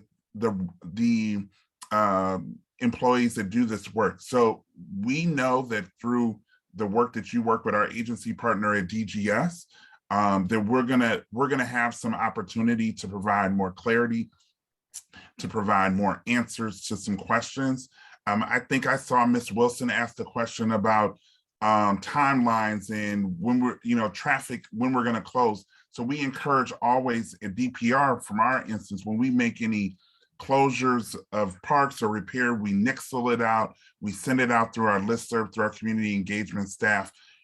We at times tweet it out. We send it through a broad mass, and we'll probably even use this group of people that have been engaging. So we want to say that we're not opposed to it. But we also want you to know that we're doing everything that we can to make sure. And we also understand just fully a level of skepticism because you're frustrated that it's to this point. And so we're also hoping that with your level of frustration, that you can also have a level of trust with us as well. And I know that's maybe difficult right now, but we're doing everything that we can to make sure that this moves forward in process. And we know that you're all the commissioners in 3C. I don't think it's just you because you're the fortunate one to live in that area and be the commissioner. But I can bet your chairperson, Mr. Finley, will probably respond to us and others. So I just want to say that on the record, because I think we don't want you to leave, or we don't want the residents to leave to think that we're not committed to this and we're not wanting to do what's right, and we're not working every day on it. You have people, government workers that are committed to it, and we're here tonight, at 8:44. Thank you, Tommy. Mr. Jones, just want to say it'll take time, right? So I hope we can work. I agree. I absolutely agree. Thank you, Tommy. Sherry, again, Mr. Stokes, could we get one more question from Sherry Wilson? Sure. Hi, everybody, and thank you, Mr. Jones. I really appreciate your sentiments. And this is a super complicated site. I understand that. I just have one question about the French drain while we're all here. So my understanding of French drain is it's basically a slotted pipe, and typically the water comes in from the top. It enters the pipe, then it goes through, and it drains out over a larger area and at a slower rate. So I'm asking, is that correct? Because I'm having trouble like envisioning with a French drain where the groundwater level is so high, how the water is going to drain out. Or do you envision you'll collect it and get it right to the regular pipe that's going under the field? Yeah, those are great technical questions. I wish I had a cut section to better explain, but if you imagine, I don't know if you can see my hands, but if you imagine that we cut a trench like this, you're going to cut down 3 foot deep and 18 inches wide. So it's not just the pipe, it's actually a pretty deep trench. And what happens in that trench is the water can actually come at that trench from any direction, from below, from the sides, or what you're talking about is more rainwater would come from the top. But if there's water pressure, so we call it hydrostatic pressure, if that pressure is pushing in from the sides, it can come right into the gravel. And then the pipe is actually at the center and lowest part of the trench. And so the pipe is actually like a large void. So if there's any water pressure, if the water table rises, it would be soaked right up into that large 8-inch pipe with the perforations you're talking about. So it's not that the water just has to come from above. The water can certainly come just like, actually a good example might be is if you're familiar with a sump pump in a basement. Some homes actually have a perimeter drain that runs underneath the foundation, either on the inside or outside of a home. And so as the water table rises, the water actually comes from below into those pipes and collected and then piped out to the tank of your sump pump in that scenario. But in this scenario, if the water table rises into that pipe, it does get collected and then sent downstream. And then eventually it converts into a solid pipe. And that solid pipe is what ties directly into the storm sewer. So it is a collection agent. It's not that it just disperses. Thank you very much. Yeah, that helps a lot. Thank you. Thank you. We also have a question from a commissioner in the chat. Sorry, Commissioner Siddiqui, to interrupt. No, please, Commissioner Boucher. Thank you for your time and patience on explaining the impact on the geological area. I don't have the knowledge that I feel like I should to be informed on this. But what is the if any, do you think the impact of draining this underwater aquifer will be over time? It just seems like every time we're constructing something big, we're hitting underwater aquifers, and I'm generalizing, but how does that, I mean, that water's coming from somewhere. So what are we impacting? So in this particular area of Hearst Field, the water is actually being collected and then put into the Melvin Hazen watershed downstream. So one way or another, it gets down there because everything is gravity fed. There's no pumps here. So it may be more concentrated at points, but of course they are reworking on the Melvin Hazen because they've had a lot of erosion over time downstream. So in the end, that's where the water's heading. How it gets there naturally, if it's just flowing through the soil, is better in a way because it's slower. But unfortunately, when we have construction or things like that, and it comes at us all at once, we have to redirect that water. So as I said, underneath the pool house, there are French drains. There's French drains that run along the retaining walls, and those go into sump pumps. So there's actually a huge pump tank system that's under the pool deck. If you've been on the pool deck, you'll see this large area where they actually, it's a stainless or aluminum cap. And that's where these big tanks are. That tank is about 8 foot deep and I don't know, 8 foot wide or so. So it's a massive tank and it's pumping out the water that hits the pool house itself. As we're seeing, some of the water is of course still bypassing, and that's what's causing this problem to the tree. So to clarify, do we, I get that whatever water is in the water cycle is never really lost, right? But how does, it sounds like there's a lot of water going into it, whether it's slow or not. In my mind, I'm thinking that it's flowing underground somehow, but now it's being released into a different area. And please correct me if I'm wrong. How does that, what is the impact of that? You said erosion, which can cause a lot of issues, but in terms of the aquifer, I understand it's a much larger aquifer. Right. So yeah. So sorry, are you down? I didn't mean to cut you off. I'm sorry. So the Melvin Hazen watershed, which of course is part of Rock Creek watershed, in the greater scheme of things. Too bad we don't have DOE on the call because they could talk to it a lot better than even I could. But all of this area is capturing the water. It's getting down eventually to Rock Creek, eventually to the Potomac. And of course, when it's going underground, it's going slower because it's just a slow ebb actually underground. It's, just interesting that water is just moving under our feet without us thinking about it because it's going from a higher altitude down to a lower altitude. So yeah, as we capture it, we of course then are pumping it. That's called point source. So, or you putting into a pipe, it's a point source. So it's one spot where that water is going. In this case, the French drain is absorbing whatever water is in that area, putting it into a pipe, and then that pipe is running into the storm sewer system. What I was saying is whether that water is getting captured here or further downstream, it eventually hits into the Melvin Hazen stream system. Currently, there's pipes that are outfalling into the Melvin Hazen watershed. So this water basically falls into there. And DOE is doing a stream restoration there, to deal with some of the erosion issues that have been a big problem in the past. So I hope that helps a little bit. Great. Thank you all so much. Can I just quickly wrap up, Commissioner Finley? Of course, Commissioner Siddiqui. Yeah, so Mr. Stokes, you'll be hearing from me. Community members, please email me as you have further questions. And we will have a response there, but I appreciate you all coming to this meeting.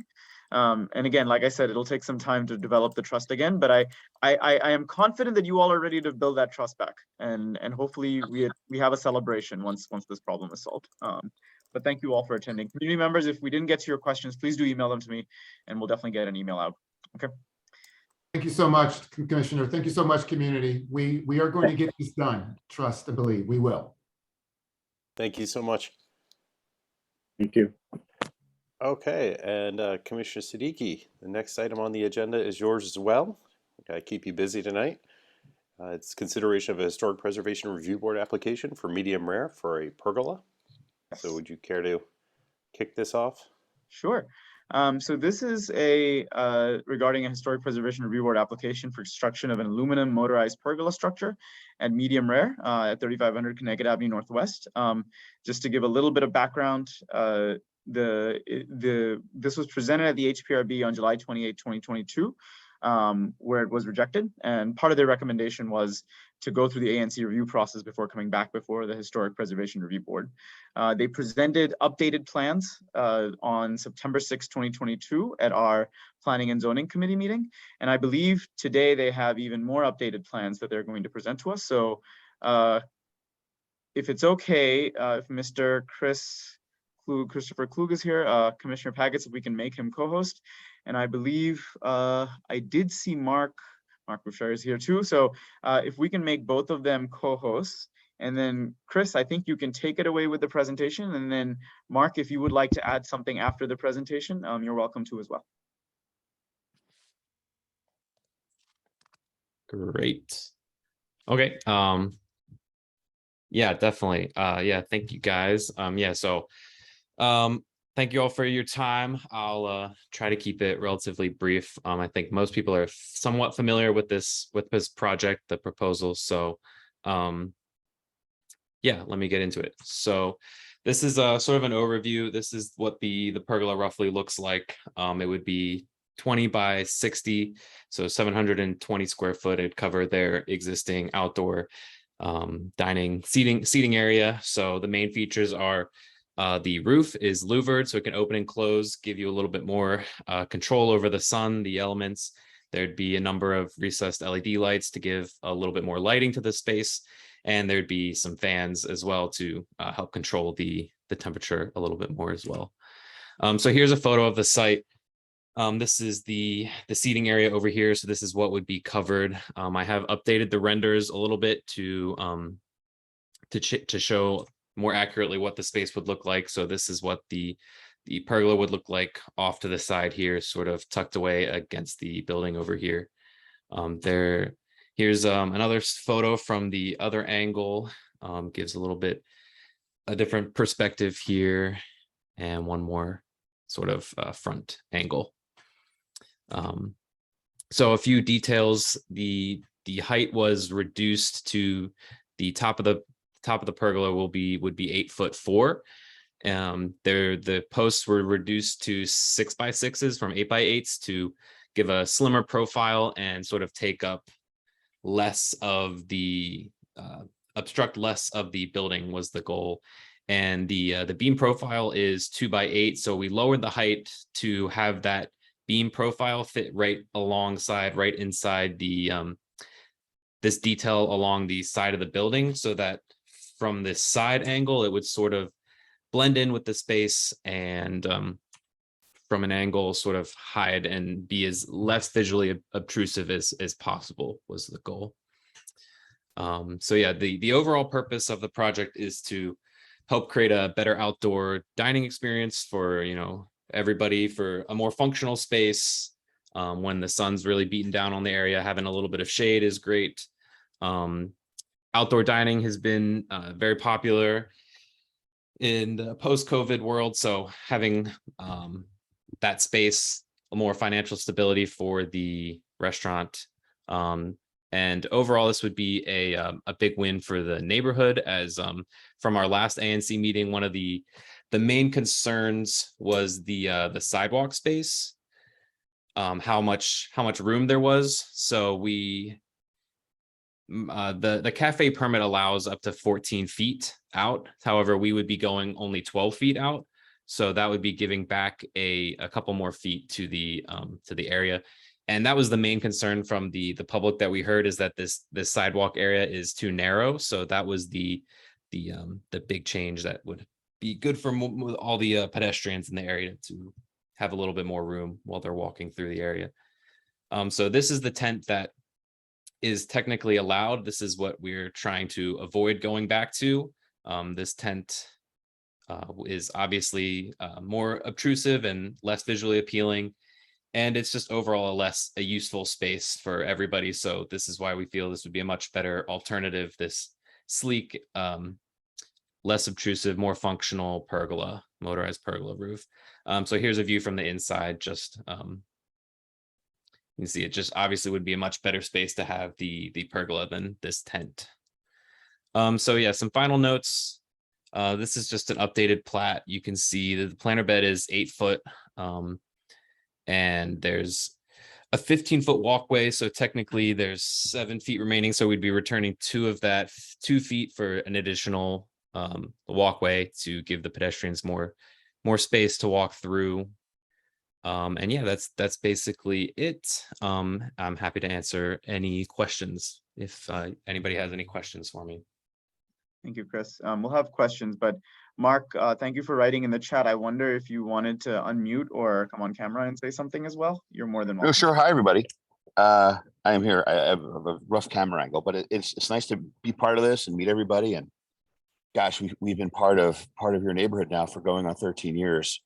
I've been in your neighborhood since 1986 when I went to American. We love Cleveland Park. We love this area. We're committed to it. You know, Medium Rare started here. We thought this pergola was a way to attract more restaurants back to Cleveland Park.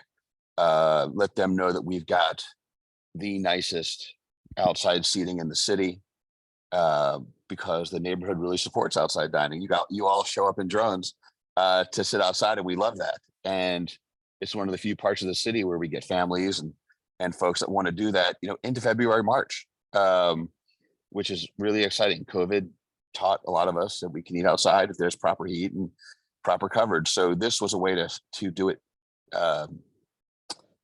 classier than the tent, which we could put back.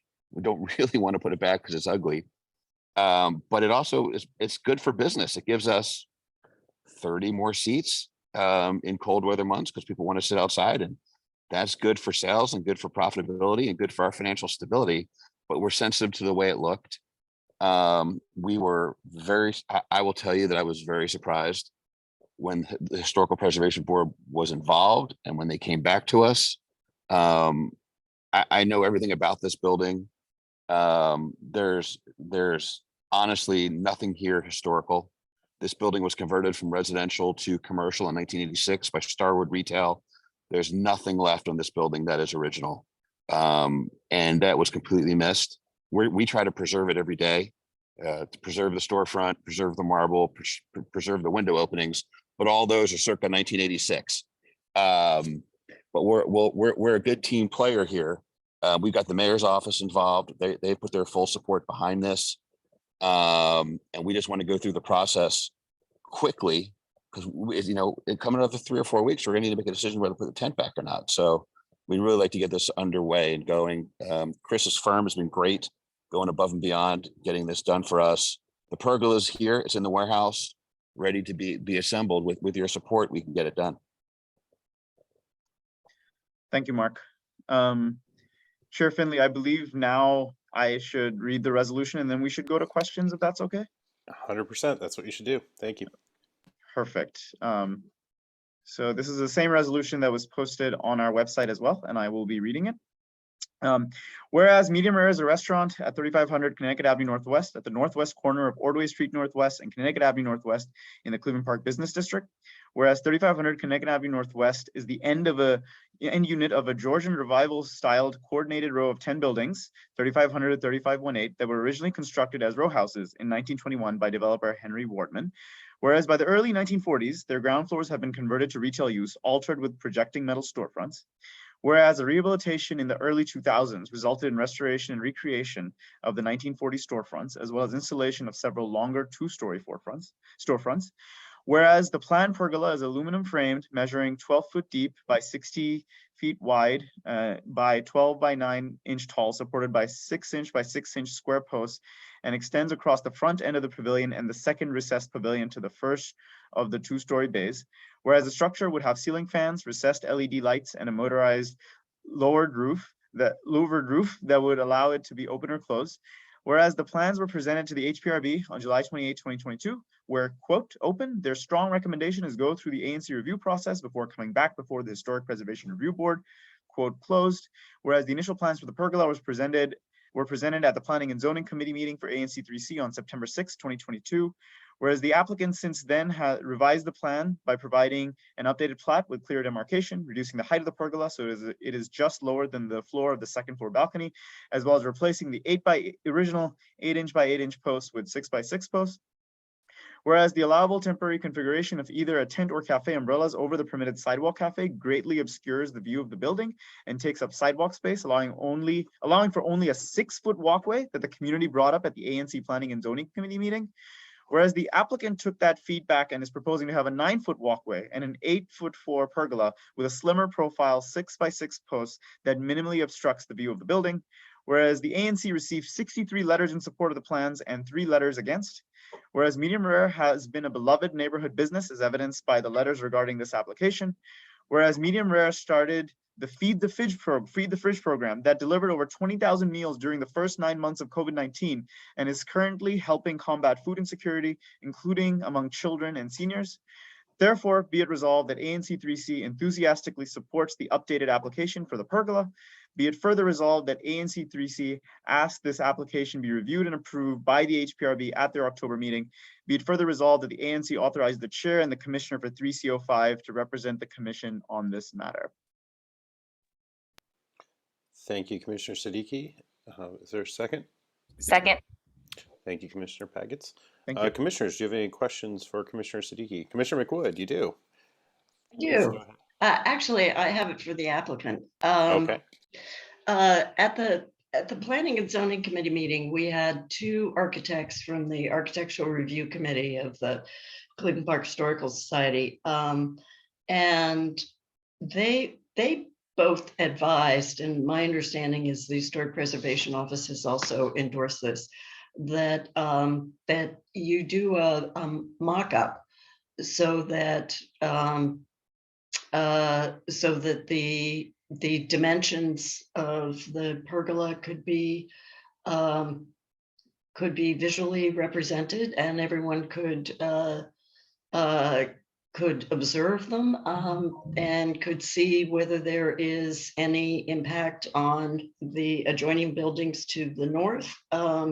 My understanding is that these pergolas have only been approved in historic districts twice, and both times in front of non-contributing buildings. So I'm just wondering why you didn't proceed with the mock-up. I also want to mention that I really appreciate the response to the community's concerns about the sidewalk and how obstructed the sidewalk was. And I know you have a cafe permit that allows you to extend out 14 feet, pulling it back 2 feet, I think is very responsive. And I really appreciate that that you have done that.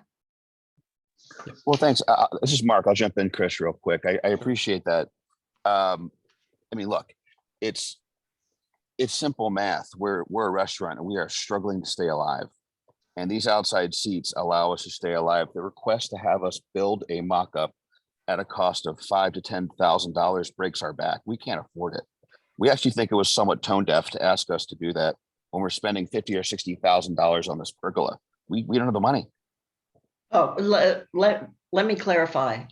There is absolutely no intention that you spend $5,000 or $10,000 on this. The intention was to use pieces of 2x4 and string. Nothing particularly elegant. Oh no, I was told in no uncertain circumstances they wanted a full wood mock-up of this. Oh, well, that wasn't my understanding. And I'm I said sorry no. to hear that. Yeah, no, I said no. I said I think it's unreasonable.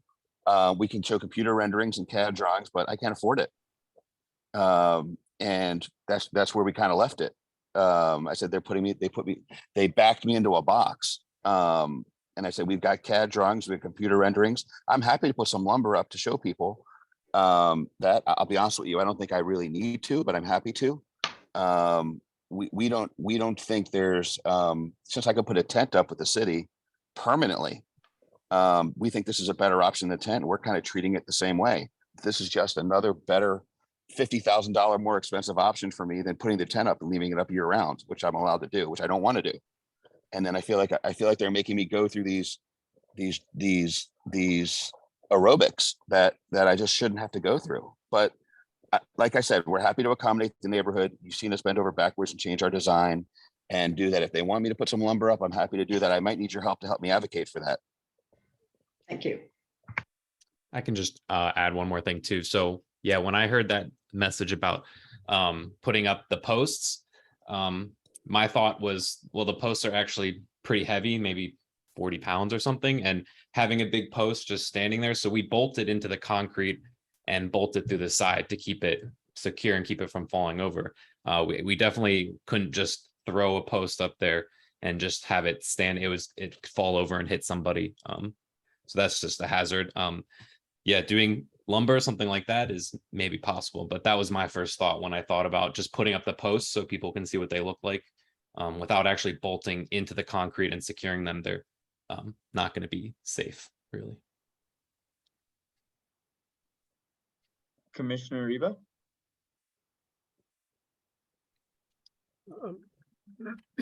Thank you.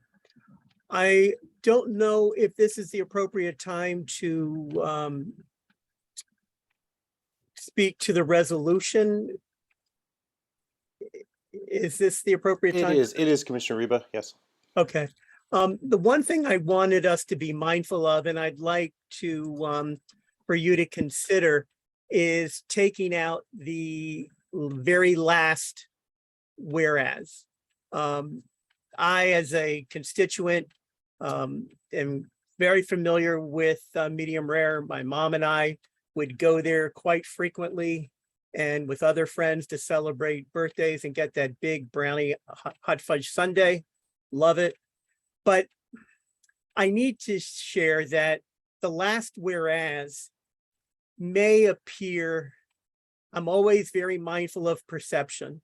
I think the two previous whereases are sufficient in terms of 63 letters of support, and that the establishment has been beloved by neighborhood businesses by the evidence of the letters regarding this application.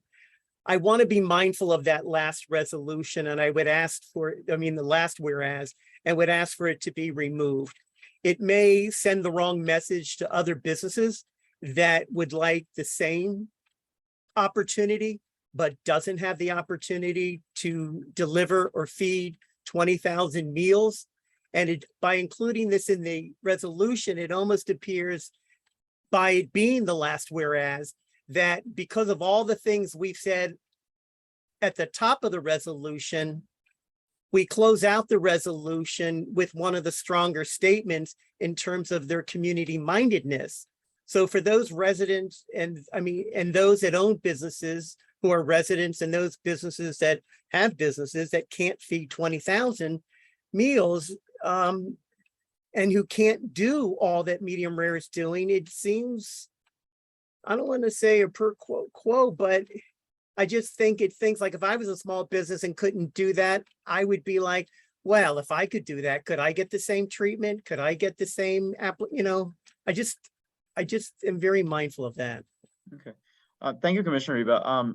Yeah, I mean, and I don't want to get into why I added it or not, but I appreciate your comment. I'm happy to remove that if that is giving you, if you prefer, and I think you've made good points. So I'm okay deleting that. If everyone is okay, well, I guess it's my thing. I'll accept that as a friendly amendment, and I'll delete that last whereas clause. No, I think I appreciate that, and I think that's only fair to other businesses in your ANC that may feel less than because of that statement. That's all. Thank you. Deleted. Thank you. Commissioner Dyer. Yeah, sorry, Commissioner Dyer. Thank you. Hi, I just wanted to say to the applicant that I really appreciate their willingness to amend their design to address the neighborhood's concerns, and I'm fully supportive of this. Great, thank you, Commissioner Dyer. Thank you, Commissioner Dyer. I do have one more update, Commissioner Finley, because we did receive one more email opposed. So I'm just going to change that. One amendment I'm going to make is just change the 3 opposed to 4 opposed. Okay, thank you. And I'm sorry, I might have missed it in the chat, but did you provide a link to this resolution? It's the same one that was posted on the website. So Great. I'm actually editing in a Google Doc. I can provide that if people want, but there haven't been much edits. So cool. Thank you, Commissioner Siddiqui. Commissioner Siddiqui, was that in opposition or just a strong comment? I read the same email. Oh, I thought that was in opposition. Okay. Okay. I wanted to be fair with your numbers. Numbers are very important to me. So let's see, at this point, it'll be time for a comment from public, questions too. So if anybody has a question or comment, please raise your hand. You can click the reactions button down at the bottom of your screen and then choose the raise hand feature. And we've got a question or comment from Cassandra Hetherington. Hi, yes, Cassandra Hetherington, Cleveland Park Main Street Director. Have you all been in touch with DDOT? I'm not sure how the streetscape project would impact the pergola when they rip up the sidewalk. It's a really good question. This is Mark again. We have, we have with them, and they actually, the commissioner got involved. One of the things that came up with historic was they thought that Public Works and DDOTs would have opposition to it. They stepped out of their bounds a little bit, saying that the mayor's office reeled them back in, pulled the commissioners back at DPW and DDOT, and they said, we're good with it. Okay. But good question. Thank you. Great, thanks. Anybody else? Any questions? All right. Seeing none, we'll move to a vote on the resolution. Everybody ready for that, commissioners? Okay. Yes. All right. All those in favor of the resolution as read and amended by Commissioner Siddiqui, amended by Commissioner Reba, please raise your hand and keep it up so I can make sure I get your vote. Okay. All those opposed? All those abstaining? All right. The ayes have it. Thank you so much. And thank you, Medium Rare, for the application and for going through this process with us. Thank you. Thanks. Thank you. All right. Thank you, other commissioners, from my side. Thanks, Ollie. Next up, we have consideration of a Historic Preservation Review Board application for concept approval for 3412 Wisconsin Avenue for side and rear addition. So, and This is my SMD? Yes. Yeah. I think John Edwards is here from Bonstra, yes, Architects. Did you want to be made a co-host, do you have some exhibits that you'd like to present? I can pull up the presentation that we had at the P&Z committee if you want to go through that briefly. Okay, there is we did review this at the Planning and Zoning Committee meeting this month, but it's a rather large addition. I don't know whether anyone is here from the community, so I think it would be worthwhile to spend just a couple of minutes going through the drawings. Sure, if I can get permission to share. Mr. Chairman, can you make him a co-host? I don't believe I have that power, but Janelle, can you? I'm looking. All right. Now, sorry, sir, what's your name again? Mr. Edwards? Yes. All right, let's see if I can do this. No, it has to be Commissioner Pagut's. Yep, I do not have the authority. Yeah, I can't do it either. So I am a humble chair, not a tech whiz.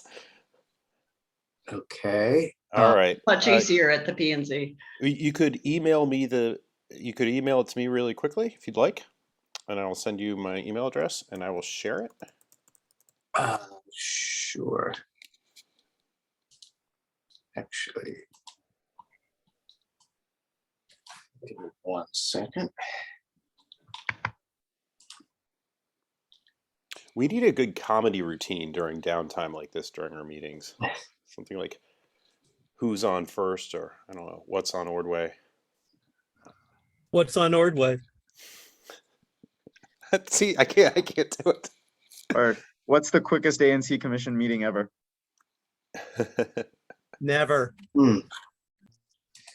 Hold on for a second. I'm having my own technical difficulties here trying to get this. Somehow it's not letting me copy your email address. Hold on. Commissioner McWood, do you happen to have the presentation handy? No, I don't. Okay. I can try to pull it from, Can I suggest that just because it's already 9:20, we move on to the next resolution and we can come back to this one. Let's just go to the next agenda item so we can deal with that while everybody gets settled. So interesting procedural question there. We could do that. Mr. Edwards, are you available? Yeah, that's fine. And then maybe Janelle will get, our Commissioner Pagets will get back in time to give him administration. Yes. Okay. So let's see. Okay, so next up on the agenda is, Commissioners, are you okay with that? Yes. Okay, great. Sorry, I'm back. Sorry. Okay. I just had to take a brief break. What do you need me to do, co-host? Could you make John Edwards the co-host so he can share his screen? Apologies for that. Oh, no problem. It happens.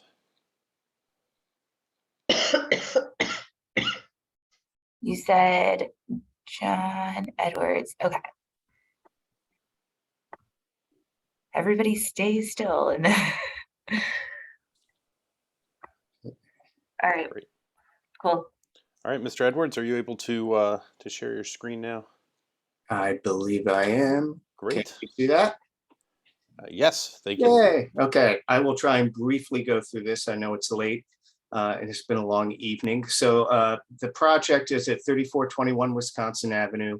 So it is at the corner of Norton Place and Wisconsin Avenue, across from the large development with Wisconsin Avenue, and at the end of a row of nearly identical row houses that were built in 1925. They are all porch front row houses. They've all been altered to some extent, some to a greater extent than others, including this one over the years. This is the northernmost row house on the block as it turns that acute corner onto Norton Place. As you can see from the views down the block, they all look vaguely the same. They alternate between brick columns and wood columns. And as you can see, they've all been altered to some extent over the years with different areas closed in. This is the house in question. It is currently a 5-unit multifamily house. Behind this big tree here that you can't really see on either of these drawings or pictures is a large addition that was put onto the ground floor because unlike the other buildings on the block, this has an irregular sort of triangular lot that sticks out over the corner that turns onto Norton Place. As you go down Norton Place, this is the view from there that looks down the alley. You can see the backs of the other houses along that block. So the view down here is not the best of views. It's looking into the backs of the backyards and the parking of the other buildings. Most of these other houses on the lots, their backyards are devoted to parking. And our property has a small lot or a small yard along Norton Place with a trash enclosure at the back at the alley. Here you can see it on the map. So there's a mixed use building across the street, Norton Place going down here in this triangular lot in the alley coming down. And this is what the building looks like currently. Again, it's been altered over the years. This addition has been added onto the side that juts out into Norton Place. It has a sort of haphazard sleeping porch that's been enclosed on the back of the building over the course of the year. So it's hard to tell what was original, what wasn't.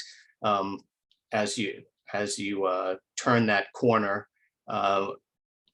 cutting to the chase, what we are planning to do for here is to not increase the intensity of use of this at all. So it's currently a unit multifamily building. It will remain a 5-unit multifamily building.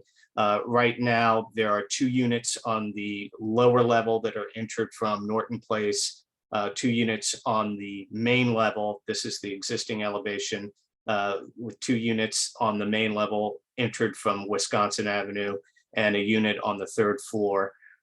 What we're doing on the facade is almost imperceptible. In fact, from the street, it will be almost completely imperceptible. We have worked very closely with Steve Colcott over at the Historic Preservation Office. We've had several meetings with him to try and craft the addition to here in a way that will be compatible with the other houses on the block.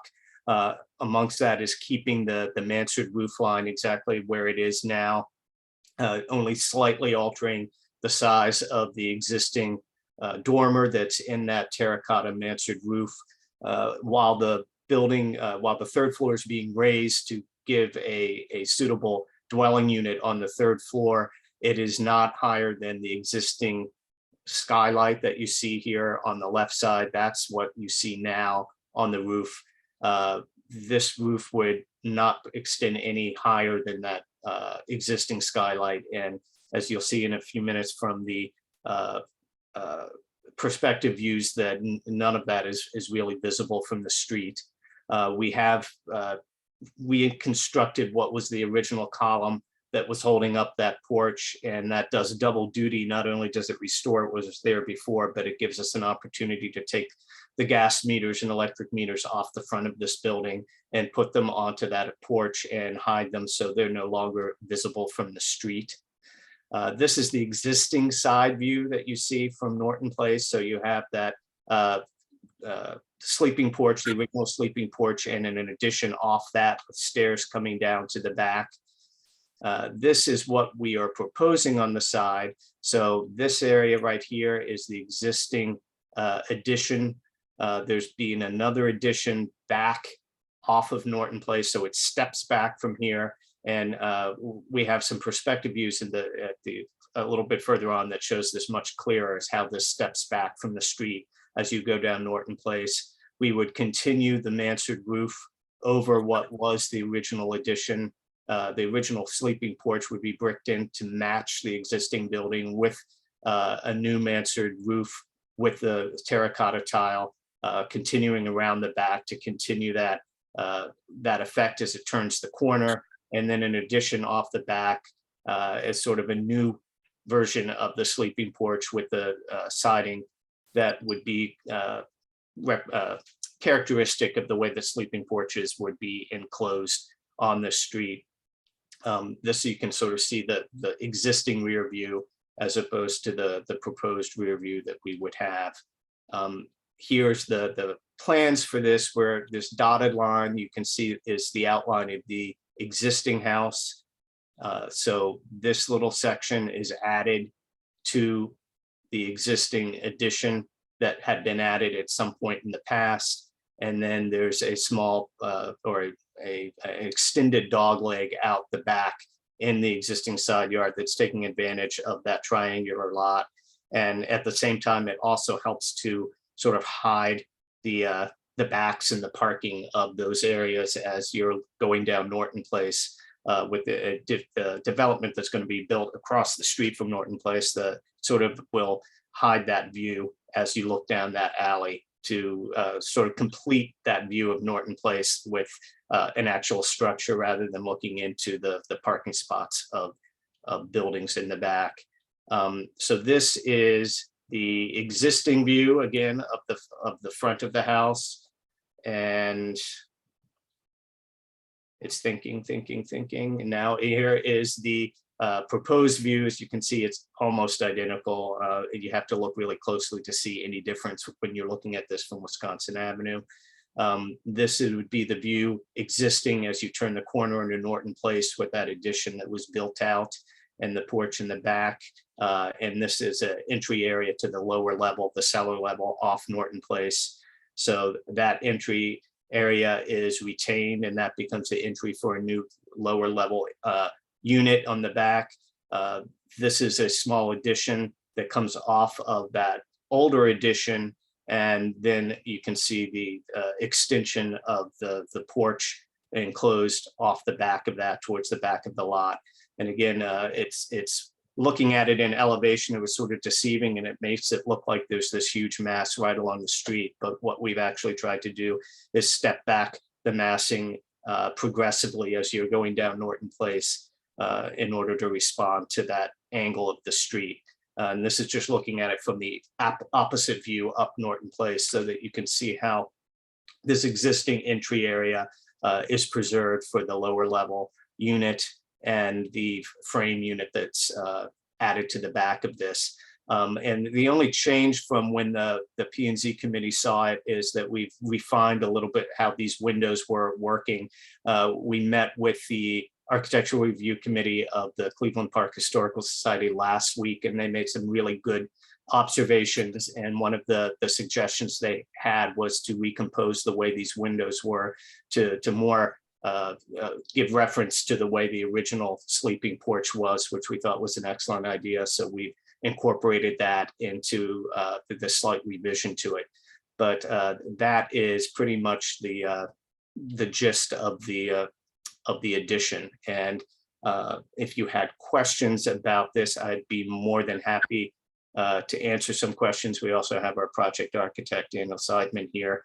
If you ask something that I don't know, he will most likely know. Mr. Chairman, would you like me to read the resolution, move the resolution at this point, and then we can have a discussion if there are any comments Yes, or please. questions? I think that's a great idea. Please. So I move the following resolution, which has been posted on the website. Whereas the owners of 3421 Wisconsin Avenue, which includes a contributing house to the Cleveland Park Historic District, have applied to the DC Historic Preservation Review Board for concept approval to modify the house. And whereas the proposal includes enlarging a roof dormer window and restoring a brick pier on the front facade, increasing the depth of a one-story addition, which is attached to the front and side elevation that is adjacent to Norton Place, increasing the depth of the main structure to the rear and adding a 2.5-story enclosed sleeping porch element, raising the roof of the main structure behind the mansard roof so that it cannot be seen from the street, and adding dormer windows along Norton Place side facade to provide a code-compliant housing unit on the 3rd floor.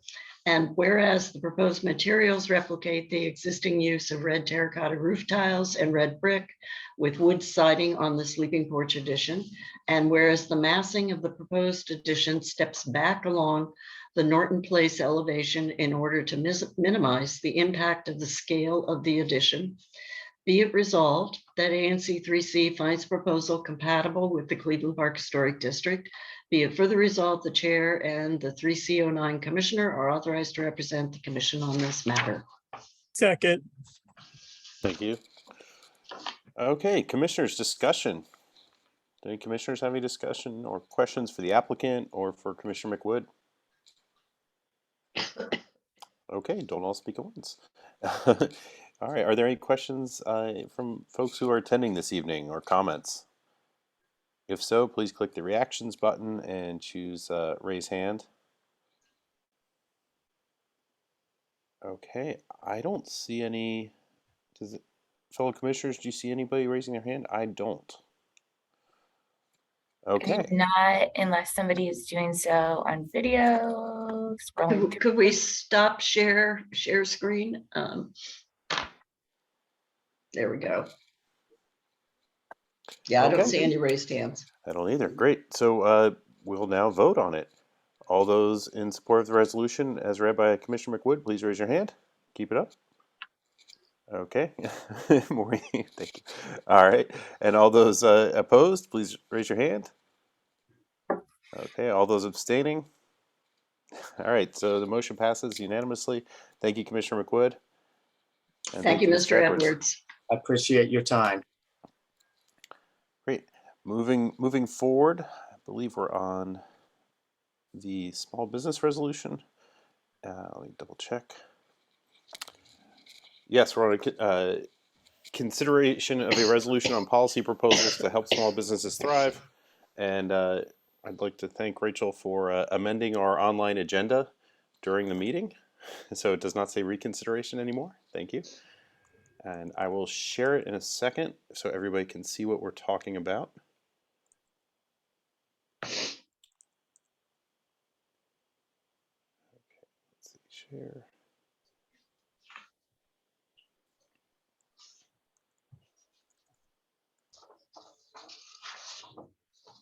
All right, it's in the chat, and if somebody could go to that and let me know it's working okay for folks, because it is a Google Doc. That'd be great.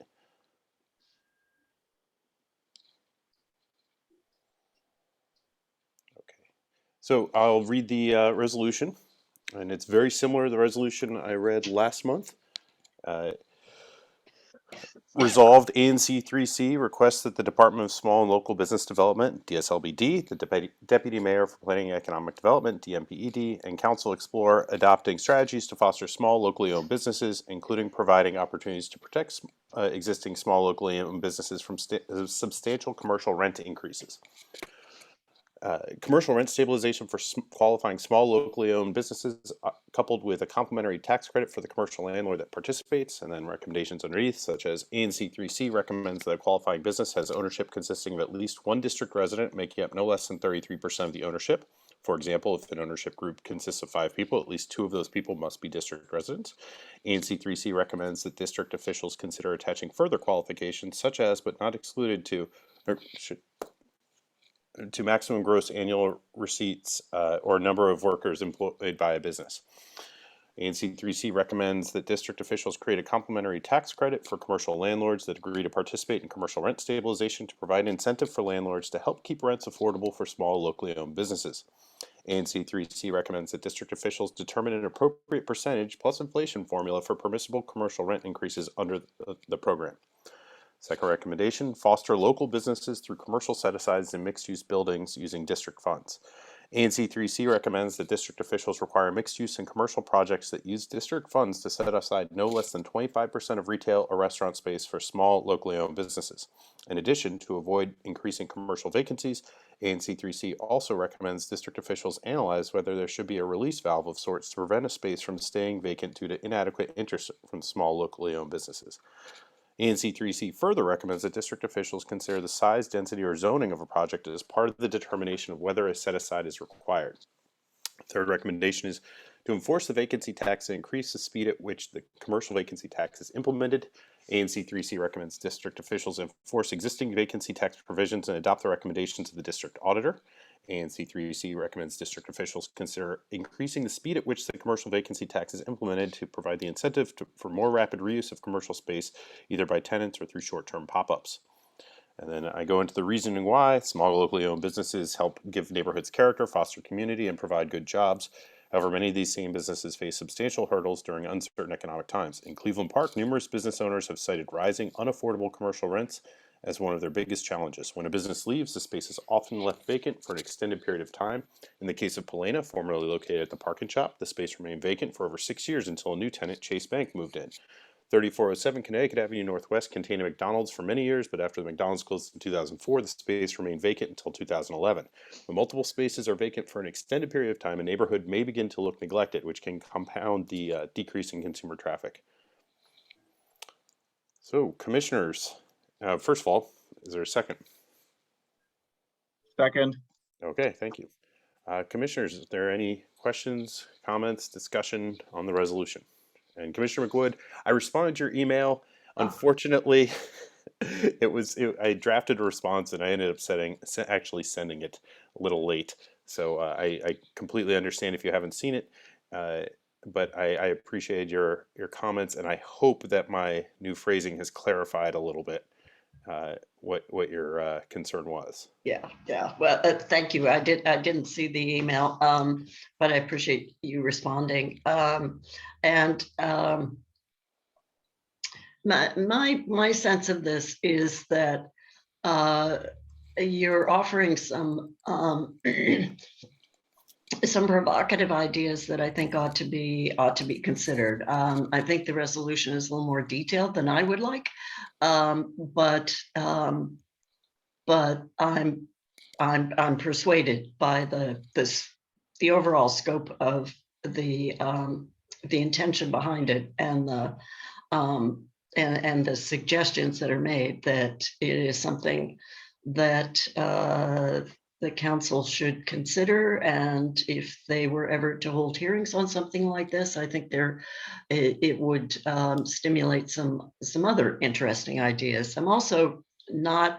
I'm not convinced that, particularly with the public funding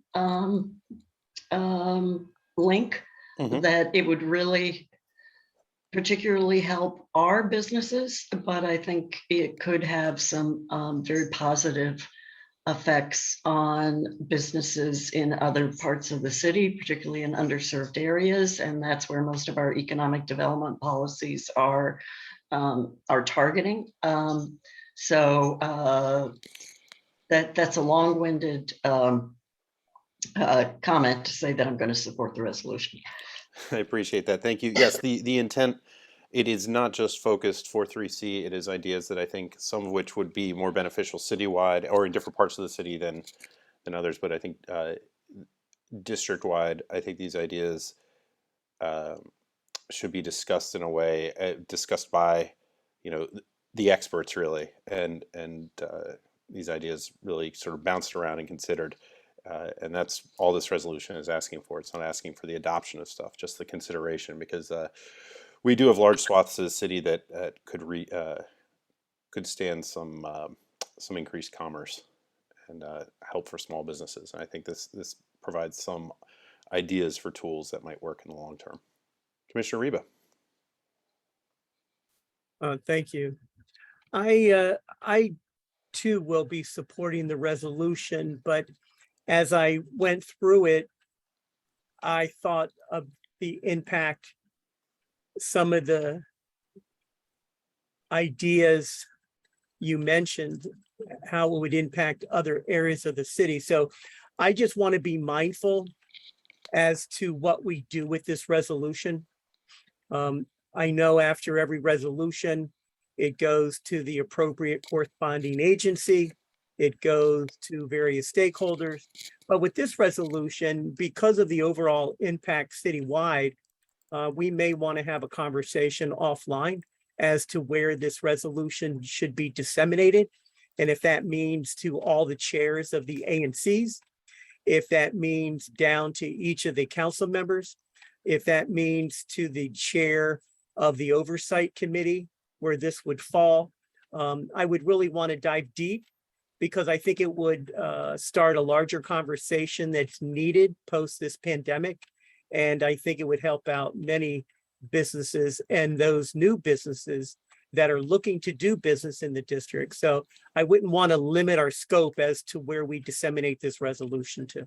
I appreciate that, Commissioner Reba, and thank you for volunteering.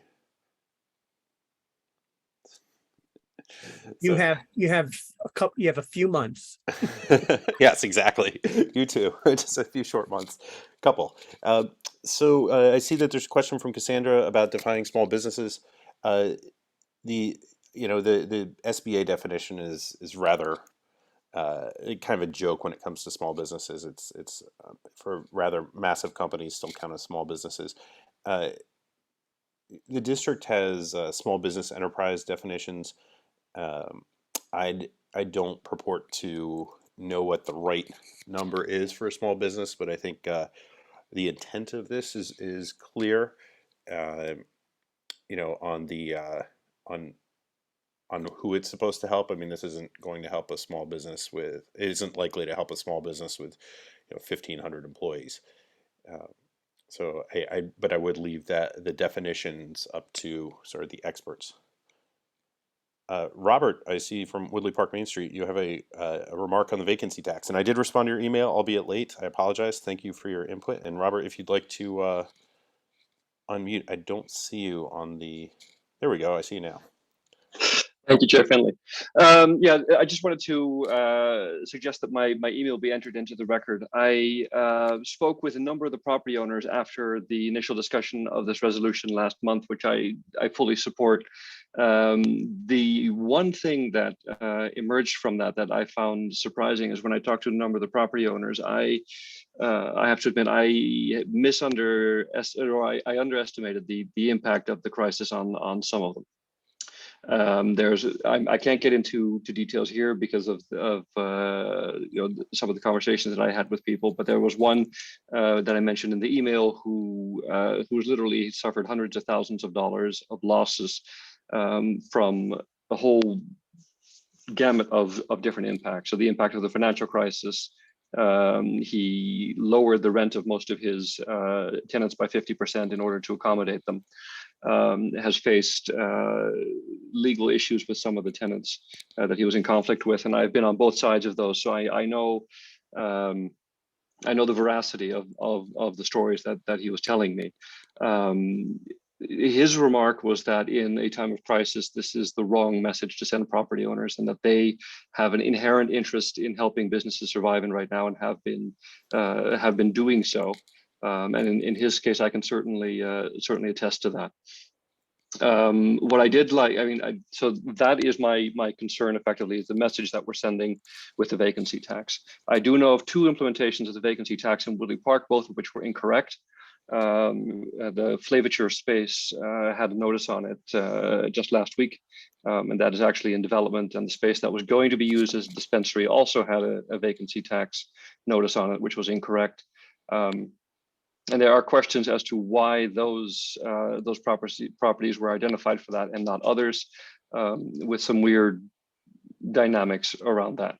My general suggestion would be to consider that type of implementation during a time when the economy is doing a little bit better. And what I put in my email to the chair is that one of the things that I found very constructive this year was DSLBD's Bridge Fund, which basically had a 50% dedication of the funding, of the grant funding, to small businesses in order to pay back rent to their landlords.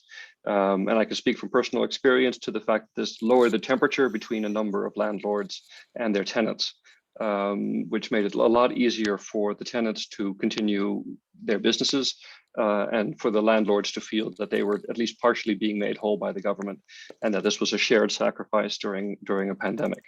And I think that's what I would most strongly advise. Thank you.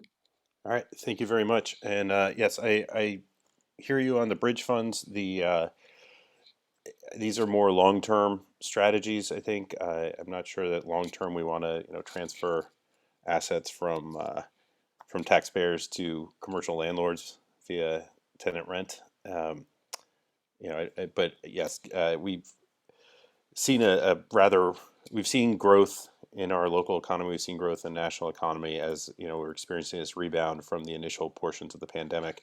The mayor has made it very clear that we're not going into any lockdown situations, no matter what the statistics show.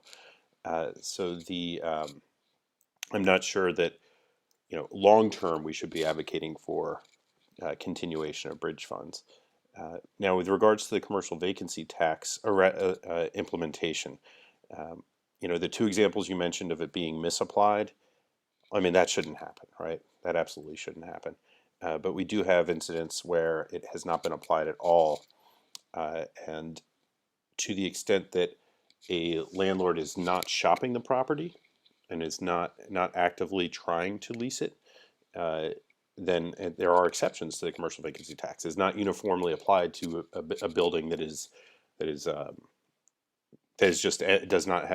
an empty storefront. It's applied in specific situations, and increasing the speed at which it's implemented would create an incentive for more creative reuses of the space during the time which it takes for, as you said in your email, it takes a while to find the right tenant, but it would help keep that space full. And so that's sort of as you mentioned in your email, I think it was a correct phrase, calling it a stick with the other part being a carrot.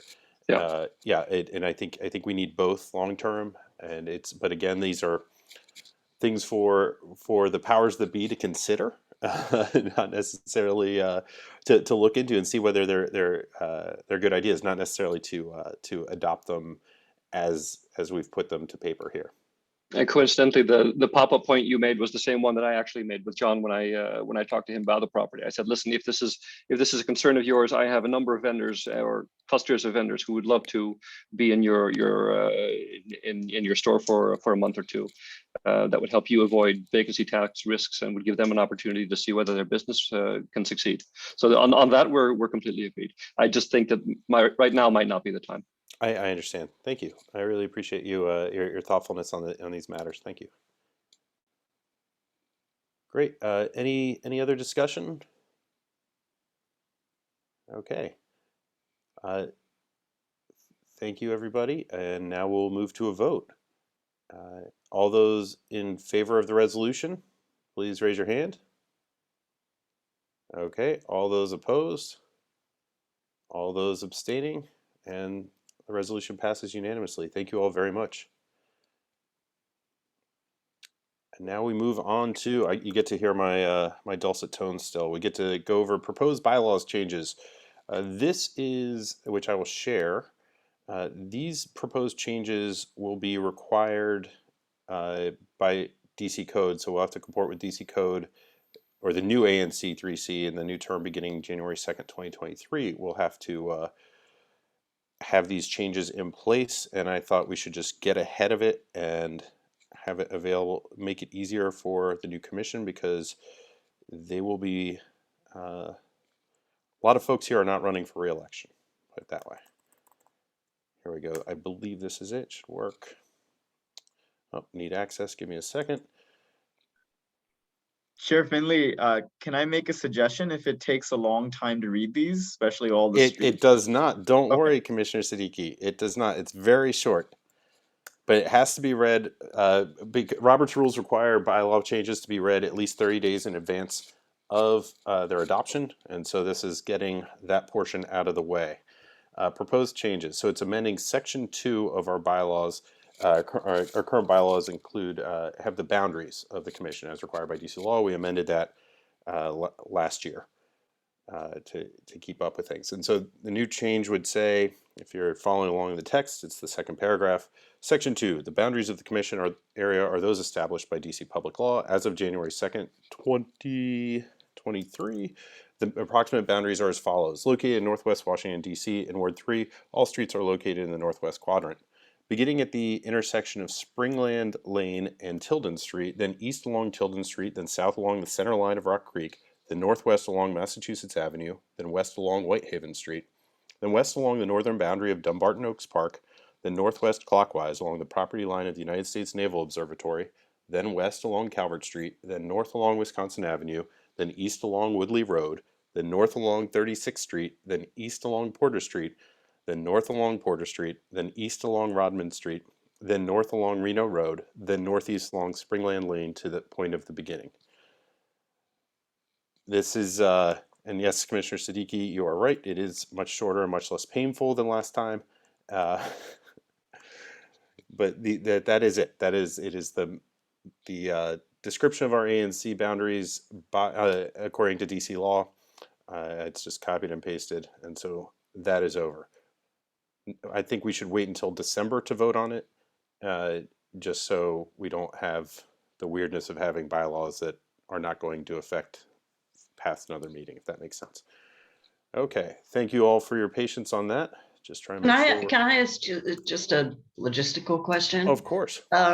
Since the boundaries take effect on January 3rd, does our resolution that we're going to consider in December have to stipulate that the resolution is to take effect in January? So the proposed bylaws changes say as of January 2nd, 2023 in them. And so that should sort of take care of that. Okay. Thank you. That's a great question. Great. Commissioner Reba. Well, I was going to ask you the same question, but I've read this twice, and unless I'm missing something or I'm missing something with the boundaries, 3C01, I don't see where the boundary line along Rock Creek Park or Cathedral Avenue is mentioned. Are you, do you think I missed something with my copy and paste? That's possible because it was not the, it was not a great PDF. I mean, I'll read it again. I mean, it obviously reads like a very, very long run-on sentence. Yep. That's how it's so- written. Yeah. But I read it twice and then I went through line by line looking for Cathedral or looking for Rock Creek Park, and I didn't see any of that. So there's the center line of Rock Creek. So if you start at the northeast corner where Tilden hits Rock Creek. Well, I see that on the third, fourth, fifth line, right? On the proposed changes, then south along the center line of Rock Creek. I guess that could,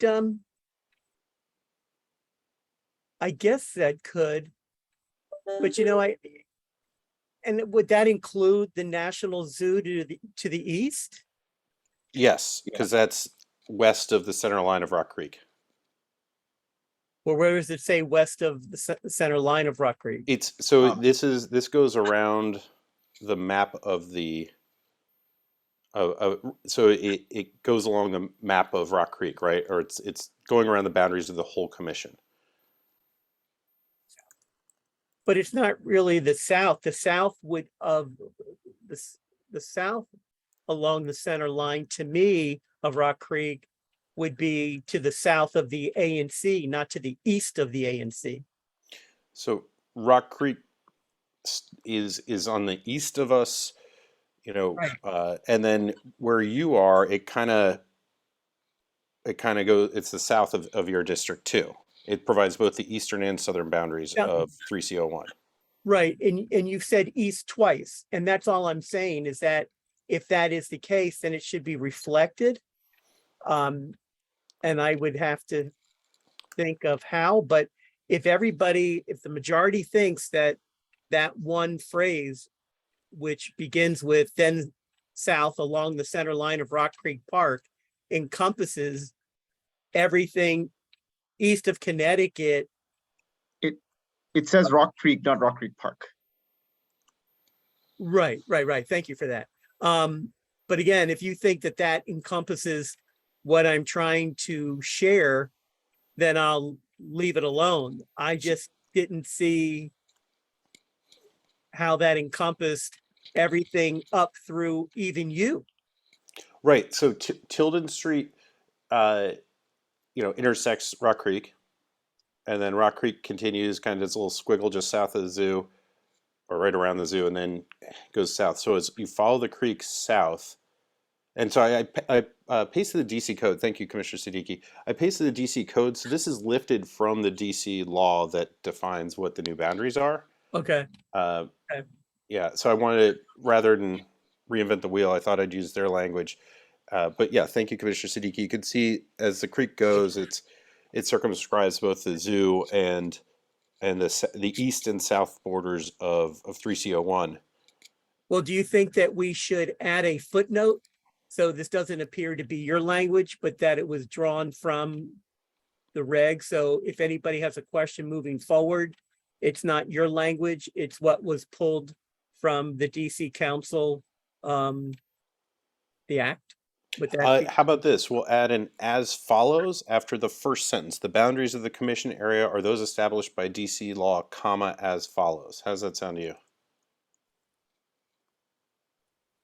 well, the reason I'm saying putting a footnote, as Commissioner Siddiqui typically does when he draws verbiage from how he collects his data, I just think it would be important to identify where what you're identifying came from, since you've indicated it's not your words, it was a cut and paste. And then it would probably be no question, because then people couldn't question it, even myself. Makes sense? I hear you there. What do we currently have? Let's see. We say the boundaries of the commission area are those established by DC public law, and then the number of the law.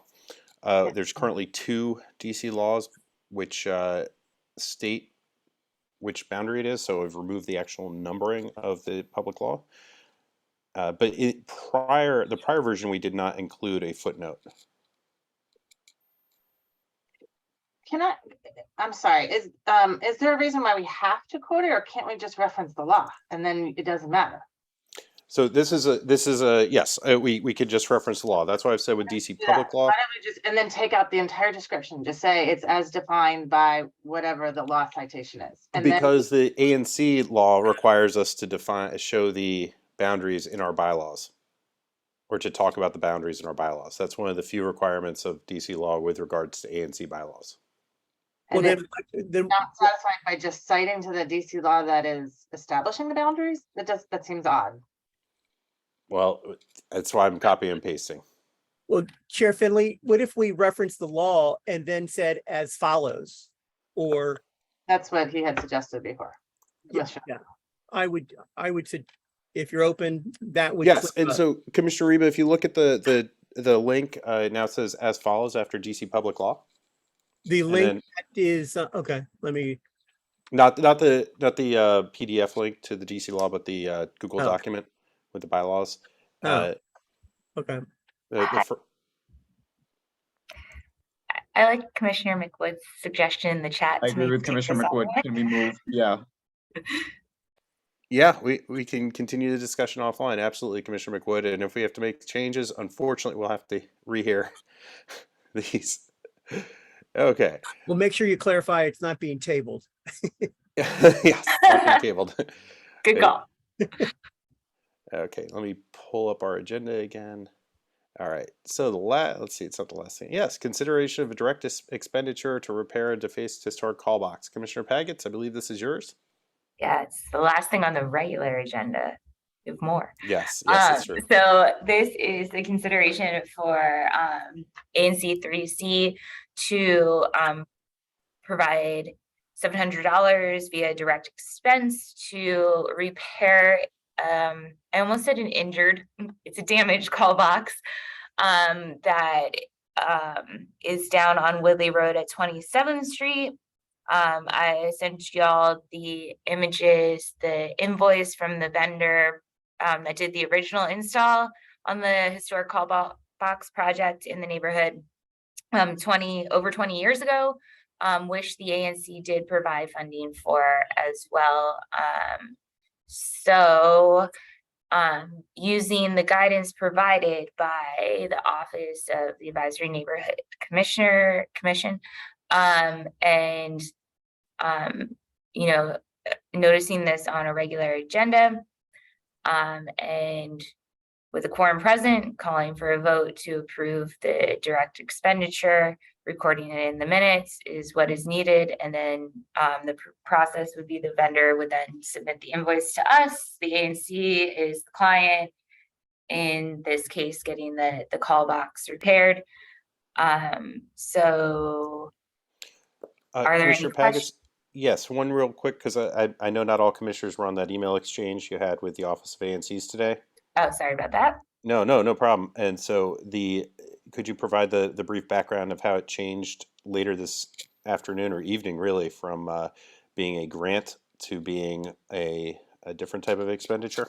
This was never going a grant route for this particular project, because once in a bulletin memo, whatever clarification that was provided via questions another commissioner had in another commission, that the Office of the Attorney General then provided what can be a direct expense via the ANCs versus what is a grant. Something like this, where you're providing a historic or an art for the community, the benefit of the entire community. This can be done via this route versus the grant application route. And I provided in my email to this entire group that guidance from OAG. Can I clarify just one thing, Commissioner Finley, which I think maybe gets to the question you were asking? Sorry. The only thing that changed, this was because Commissioner McWood asked the right question, which category this goes into. And initially they had given us guidance that we can put it under like it isn't a grant, but we can tag it with grants. But then they came back and said, no, you should categorize it in category 9, which is other. I just forwarded that email to everyone. So if you wanted to read it, you can. And so Commissioner McWood, that's why in the proposed FY23 budget, you'll see I added it under the line for other. And so that's where it's going to come from. It's not going to come from the grants line. And this email from OANC's came through at 6 p.m. So they're working hard. Urgent. Yes. So, Yes. so if I may, just to clarify, because I obviously support the project. We've supported the call boxes, as you shared previously years back. But because I've spoken with the vice chair of the committee, and I was under the impression that they were applying for a grant because you or someone else needed more information because the grant was incomplete.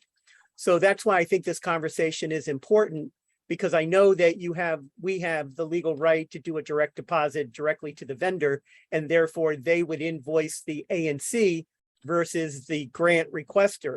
Because if the grantee, WPCA, was submitting the grant and asked for the money, then we would have to pay them the money. We couldn't do a direct deposit to the vendor.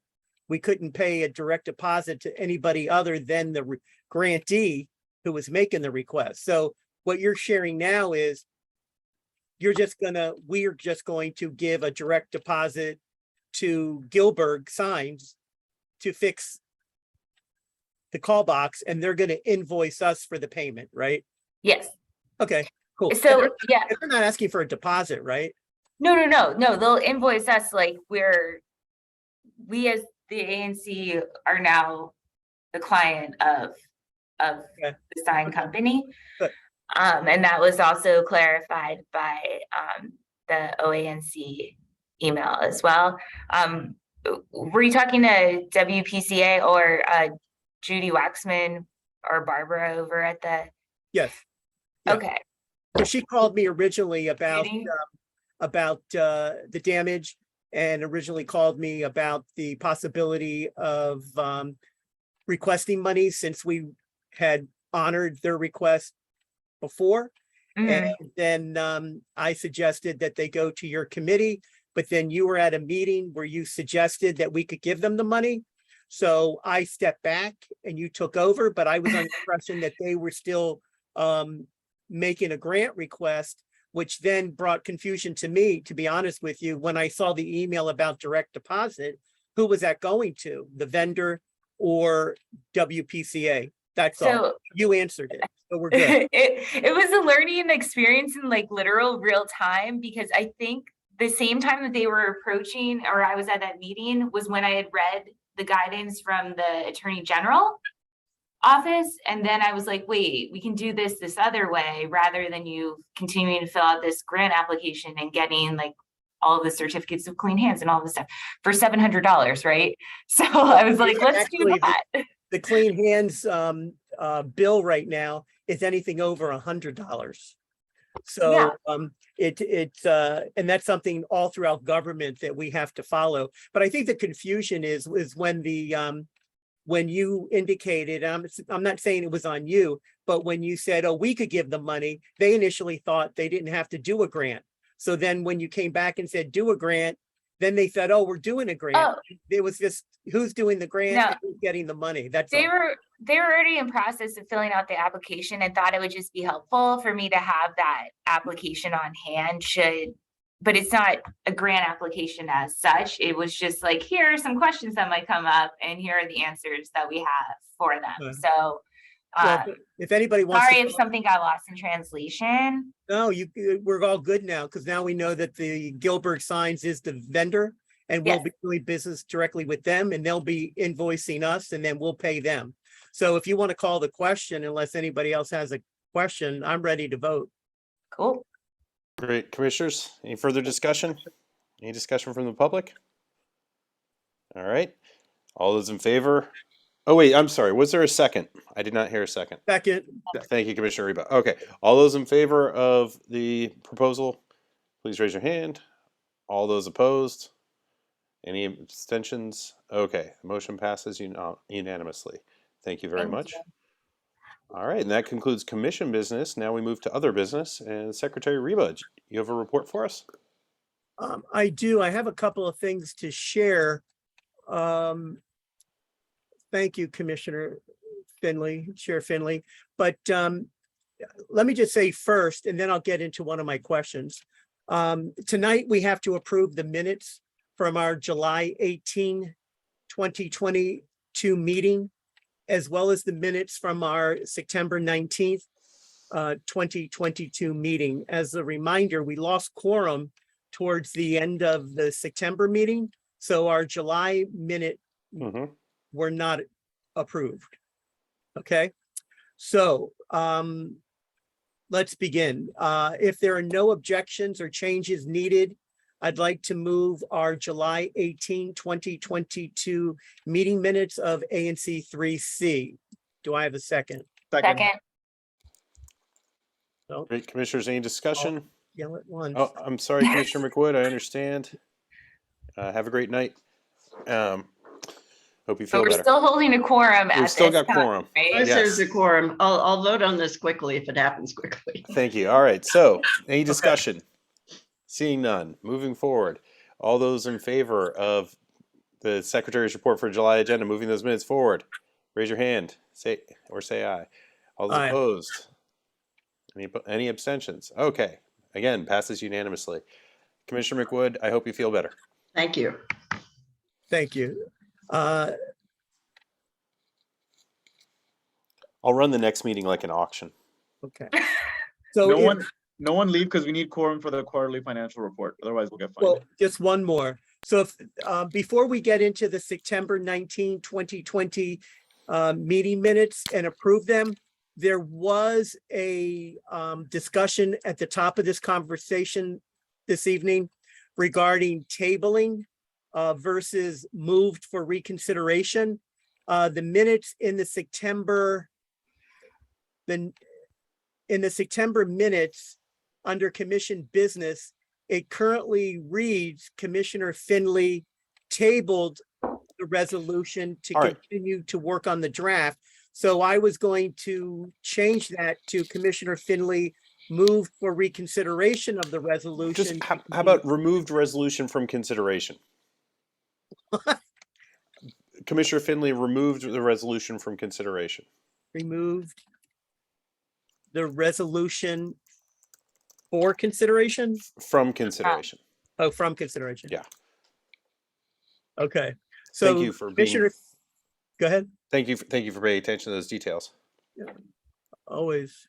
Commissioner Finley removed the resolution from consideration to work on the draft, and this was regarding the small business.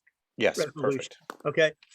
So with that being said and adjusted, I'd like to move our September 19, 2022 minute meetings of ANC3C.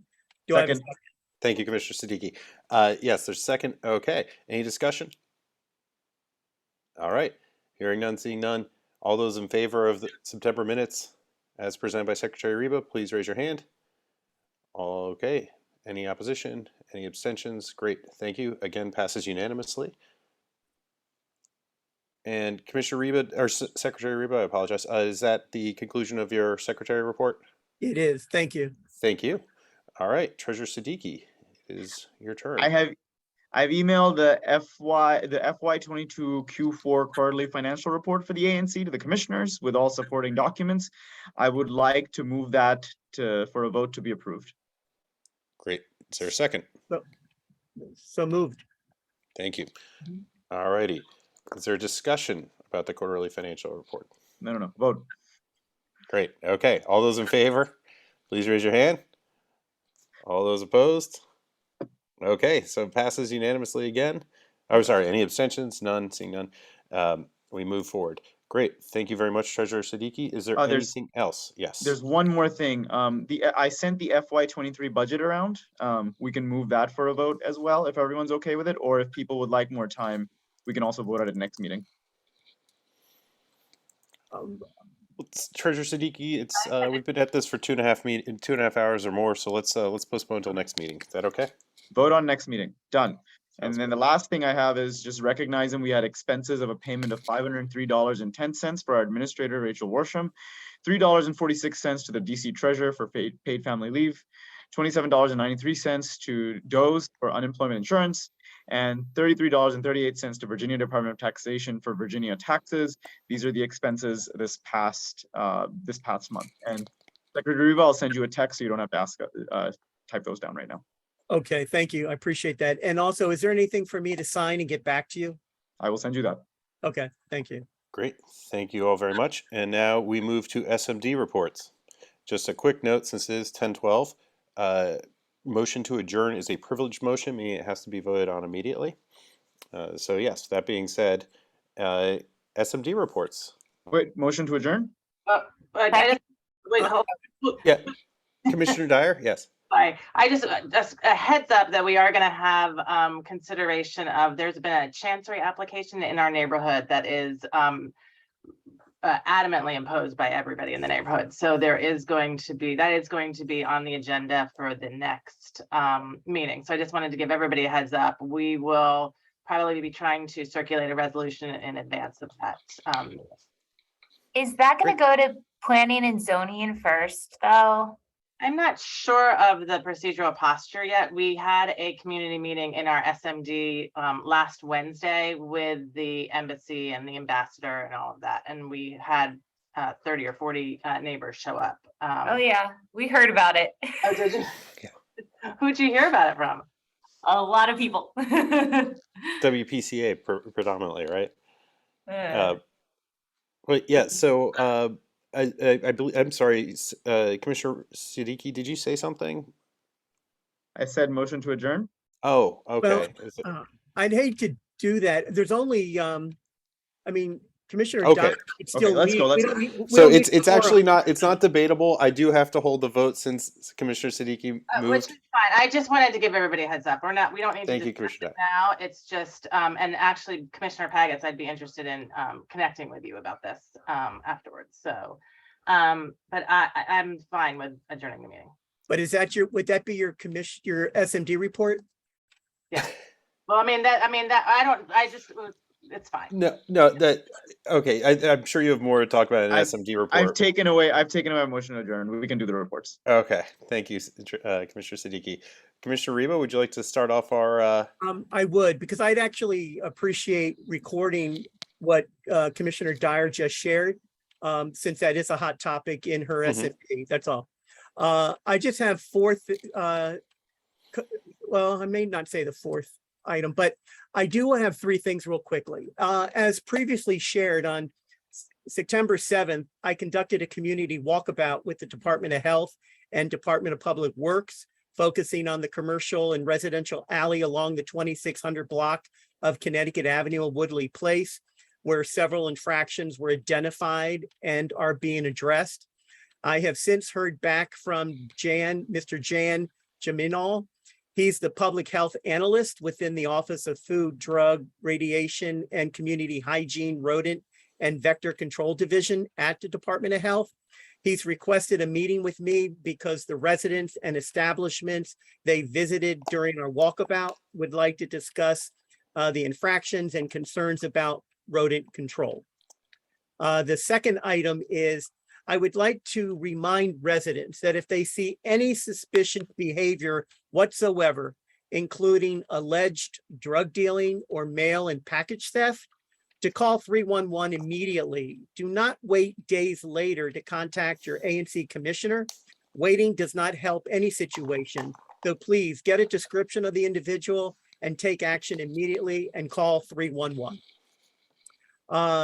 Third thing is, I've been working with Amir and within the Mayor's Office of Community Relations and Services and DDOT to restripe the traffic markings along Cathedral Avenue, east of Connecticut Avenue, particularly the area coming up from Rock Creek Park on Cathedral, including the divider and the curb in the secondary lane. The markings have been really wiped away. There's also, I've been working with them to remove 3 no parking signs along Cathedral Avenue on the south side. These signs were never there. They were placed by a DDOT vendor by accident. They're currently being used to park mopeds, scooters, bikes, which are totally blocking the sidewalk and preventing residents with ADA needs and baby carriages from using the sidewalks. Residents are having to move into oncoming traffic to get around these forms of alternate transportation. So that's an issue that really does need to be addressed. And finally, backed by popular demand, Woodley Place is hosting a Halloween parade again this year. And costume and trick-or-treaters should gather at the All Souls Episcopal Church parking lot by 5 p.m. on Halloween, Monday, October 31st. Thank you. That concludes my report. Great. Thank you, Commissioner Reba. Commissioner Pagets? I'm gonna pass tonight. Okay, great. Thank you. Mine is going to be brief. As many of you know, there were walkthroughs with DDOT with regards to the planning for Concept C, and a number of residents were out there. It was a good time to talk to DDOT and their consultant about, you know, loading and unloading, parking issues, other concerns with making sure Concept C works well for everybody. That was about 2 weeks ago, actually, or two. One started from Calvert to Porter, and the next was Porter to Tilden, and I was able to enjoy the first half. Let's see. The second thing is I met with soon-to-be Commissioner Rorick McCorriston, who is running to represent 3C04, but the new 3C04, and the only overlap is the Quebec House North building. I met with him and a number of residents, and it was a good discussion to get him sort of up to speed on the issues facing Quebec House North residents. One of the things that they are facing, and facing in the Quebec House South building as well, is lots of mold. And so I'm getting lots of complaints about mold in the buildings. It's because anyway, it's a long story why they have it, but it's a systemic issue that needs to be addressed by more than just painting over it, which seems to be the current process. And then that's it for me, and I'll turn it over to Commissioner Siddiqui. Yeah, usually I talk about Hearst Park and Pool, but we talked a lot about Hearst Park and Pool today. So the only update I'll add for everyone, just to get on the record, is that the Office of Planning is having Connecticut Avenue Development Guideline Community Design Conversations. The first one was October 15th for Woodley Park. And then October 22nd, this Saturday from 10:30 a.m. to 1:30 p.m. is for Cleveland Park. And that's it. Great. Thank you, Commissioner Siddiqui. Commissioner Siddiqui, did you participate in Sidewalk Palooza? Oh yeah, and I think we should thank Commissioner Pagets for organizing that. Both me and Commissioner Pagets participated. We also saw some candidates for ANC also participate. Matt Fruman was there, who's a Democratic candidate for Ward 3 Council. We identified, I don't know, it was amazing, like 100 sidewalk repairs, I would say. Maybe I like, haven't counted all of the ones in my inbox yet, but it was a lot. yeah, like 8 people were there. I think everyone did like 20 or 30, and then Commissioner Erin Palmer showed up, and I think she did 70 on her own or something like that. So Yeah. Wow, Well, well done. It was 8 people when you were there, but there was like a whole slew. We probably had all 12 candidates for 3C showed up throughout the walk. And yeah, Matt Fruman. But it was a really fun, great experience. It's a lot of 6 hours on a sprained ankle for me, but yeah, the community was out and engaged. Some folks from the Woodley and Cleveland Park Village and all of that too. So I should have probably put that in the record too. Thank you have now. Everyone for their participation in that. That wasn't an SMD thing. That was a whole ANC wide thing. So I'm glad it was a success. I wish I could have made it. Commissioner Pagets walked for 6 hours. The rest of us maybe did 2 each. So she did everything. Well done, Commissioner Pagets. And Commissioner Siddiqui, that does wrap up your SMD report. Great, thank you. Commissioner Dyer.